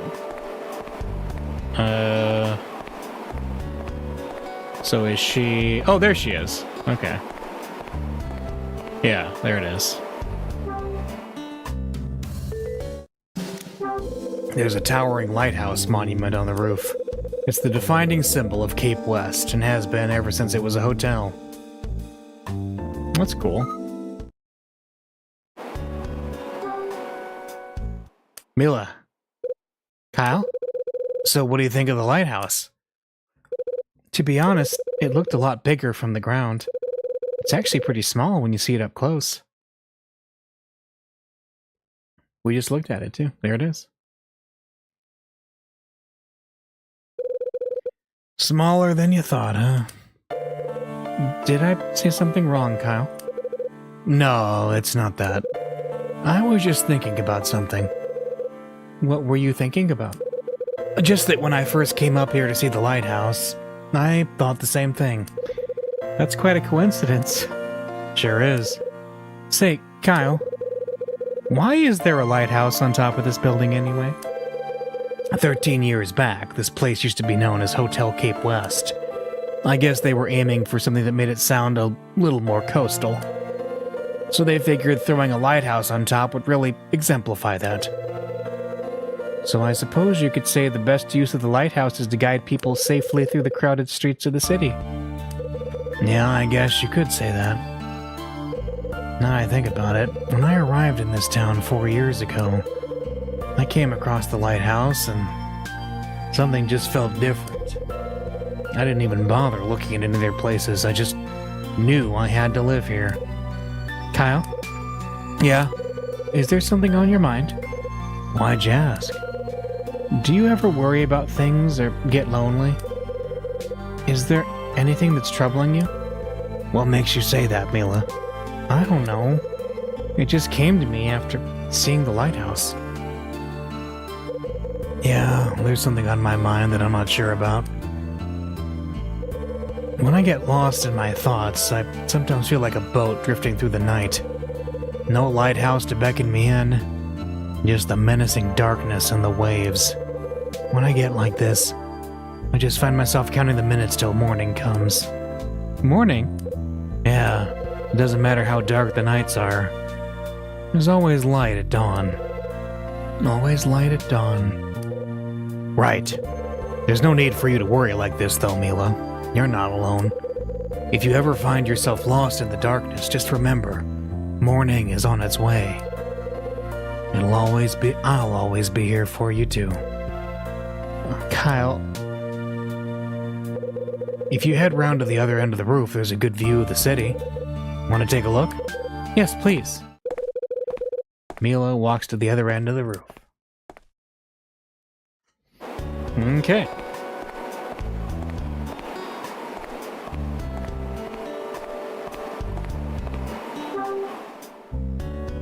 Mila, you can see the park from here. I can see it. I sometimes take myself over there for a stroll.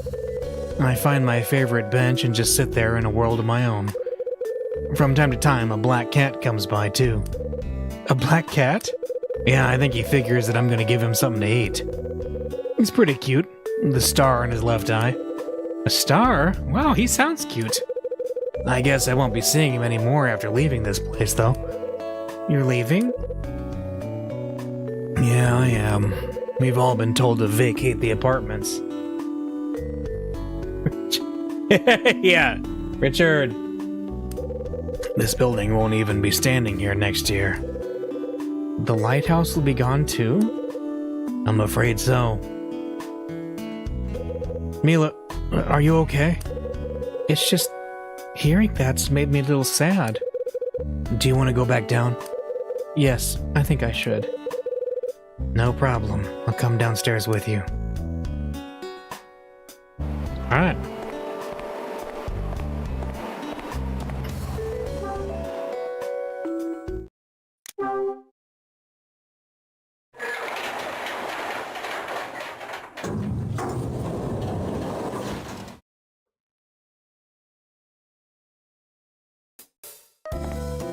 Alright. So, first floor? I press the elevator's first floor button.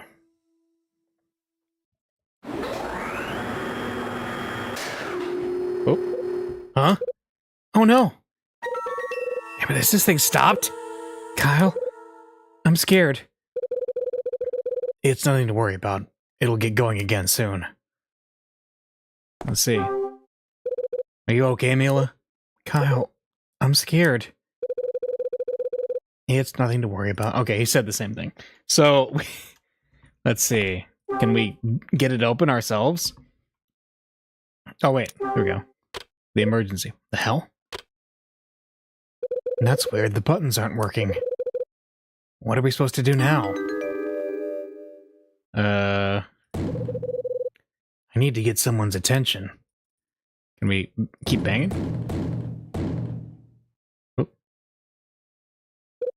Huh? Could have sworn I just heard something. Must be going crazy. No luck. Someone might come if I keep making noise. I hope, anyway. So is that key that we have to keep banging? Okay. There it is again. Of course, it's coming from the elevator. Better go check it out. Okay. Huh? The elevator starts moving again. Oh. It's taking us where we need to go. Okay. There he is.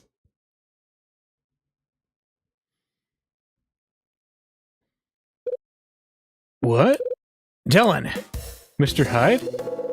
So you were making all that noise in the elevator just now. What's going on in there?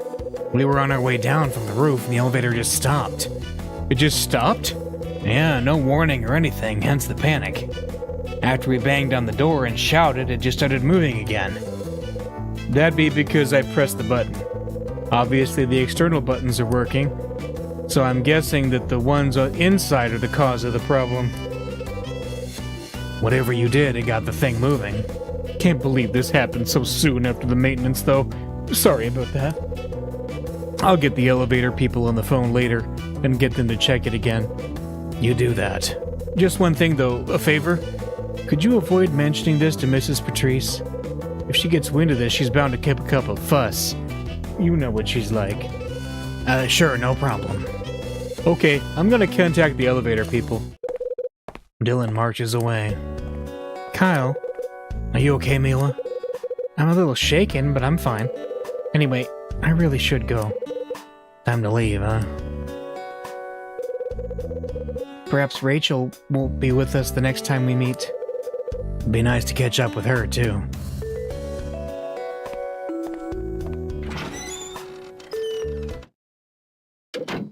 Mila. Well, there we go. I can't remember if she shows up again later. I think that might be her only, like, major scene in this game. Huh? Nope. Tony. Oh, hey, Hyde! You certainly know how to pick your moments to turn up. What's he so happy about? Let's see. What's happening? I need your help. I haven't got any cash to spare. Oh, I thought about cash, man. I was just outside when the mailman was delivering the little package. There was no one else around, so I had to sign for it. A little package? Yeah, it's addressed to Mags. Thing is, I was wondering if you'd take it to her instead of me. Sure, hand it over. Seriously? Yeah, you haven't got the rent for her yet anyway, right? Bingo! Didn't take you long to figure me out. I'll help you out this time. But get your act together and pay her the damn money. Yes, sir. So, this is the small package. How small is it? It is small, I guess. I receive a package for Mags. I'll be sure it gets to her. I'm counting on you, man. Oh, well, I remember. Don't tell me you want another favor. No, just wondered what you're doing this evening. I had plans, but they kind of fell through. Oh, and on Christmas Eve, too? How about joining me for a drink, then? I'll be honest. I don't like the idea of you sponging off me to drink all night. Come on, it's Christmas Eve. I have no plan to sponge anything off you. Anyway, keep yourself free this evening, you hear? I'll give you a shout a little later. I gotta split now, Hyde. Tony makes his exit. All right. Oh yeah, I forgot to give Lucky. I think I get the bottle cap from. I can get a prize from him. Let me see. Let's show him that. Need anything, Mr. Hyde? Take a look. Yeah. Oh, it's a winning bottle cap from the vending machine. Congrats, here's your prize. What is it? Sydney gives me the Pinky Rabbit Land game. Is this a Game & Watch? I think it's a handheld video game that just brought out. Okay. Pinky Rabbit Land? Can I... Oh my goodness. What is this? Is it actually a game? Collect the carrots on the rope and ferry them safely to the ground. Yeah, this is Game & Watch. This is like Game & Watch stuff. Oh my goodness. Yeah. What? Touch the screen, but... Oh yeah, collect carrots and stuff? Okay. Well, I'm not going to, force, that. It looks... But, yeah, okay. Well, let's go talk to Mags real quick, and then I'm gonna wrap up pretty soon.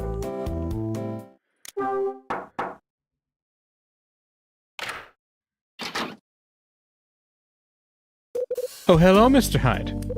Is there something I can help you with? I picked up a small package in the lobby that was addressed to you.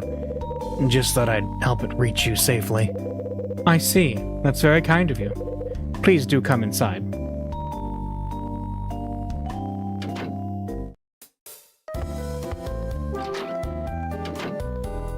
Alright.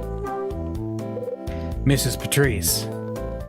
Let me give you the package. Here you go. Oh, thank you. I wonder who would be sending me a package. There doesn't appear to be a name for the sender. Ah! Mrs. Patrice, this package, it's... What is it? Mags places the small package on the table with shaking hands. Would you mind opening it for me, Mr. Hyde? I'm not sure. Okay, she asked. Sure, no problem.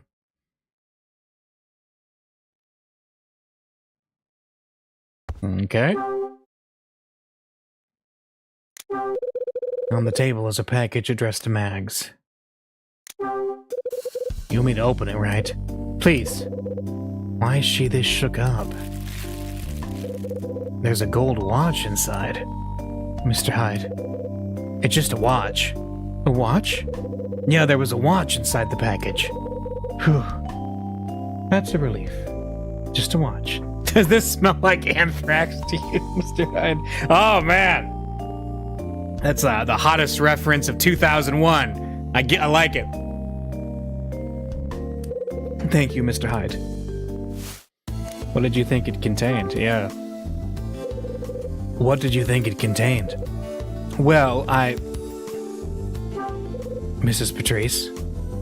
Don't treat me... Yeah, I'm gonna yell at her. What's got you so scared? What's got you so scared? Don't jump to such conclusions. I'm not scared. Yeah, and I'm an astronaut. You're scared, all right. I'm telling you, I'm not. I apologize. I shouldn't have raised my voice like that. I'm just a little tired, that's all.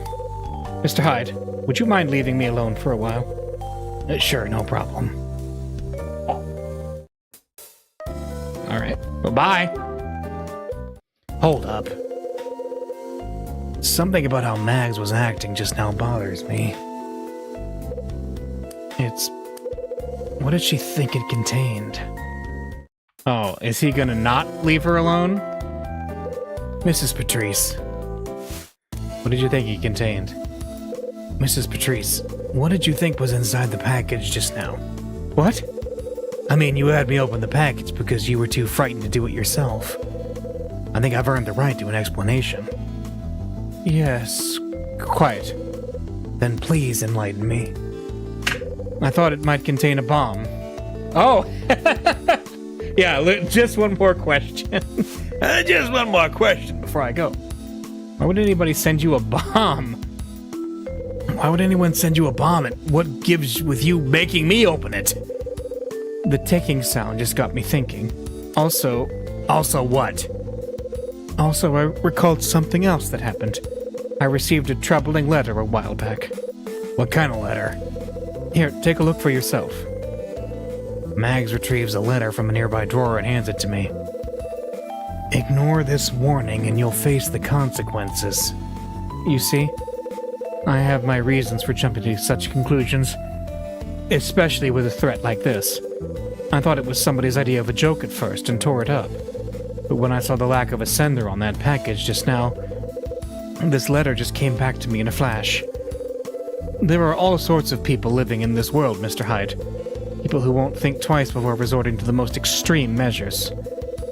Just to secure a place like this. They don't care about the people they intimidate. You got that right. I apologize, Mr. Hyde. I didn't mean for you to see me in this state. Oh, yes, Mr. Hyde. Who was the charming young lady who paid you a visit today? I'm very keen to know. How did you know I'd received a visitor? I met her while she was in the lobby. She's very pretty. I just thought it was a tad unusual for you to be entertaining a young lady. Meaning what exactly? There's no need to get so defensive, Mr. Hyde. What? Oh boy. I was just curious. I wasn't out to cause any offense. I have absolutely no interest in giving any advice on who one should or shouldn't date. I think it's time I made a move. I'll leave Mags' room. I ain't interested in talking to you about it. I'm curious about the way Mags was acting just now. It's my pager. Better head back to my room. We'll do the phone call and then we'll wrap.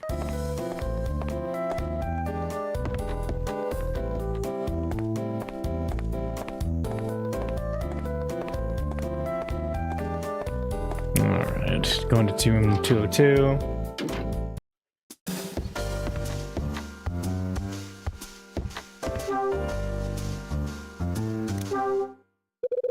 Time to give Rachel a call.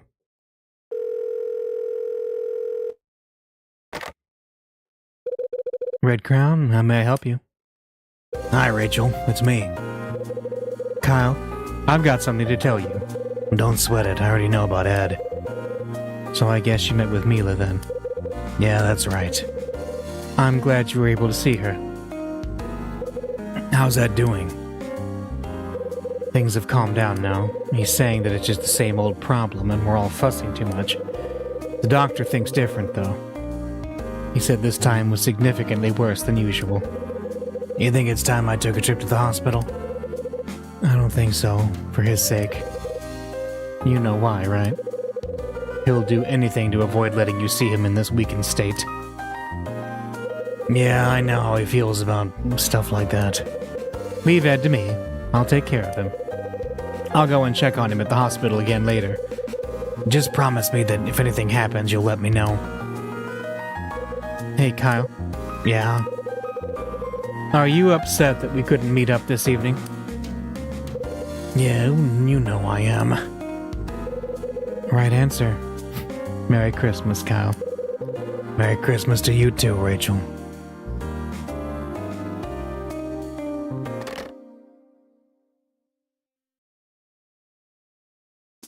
All right.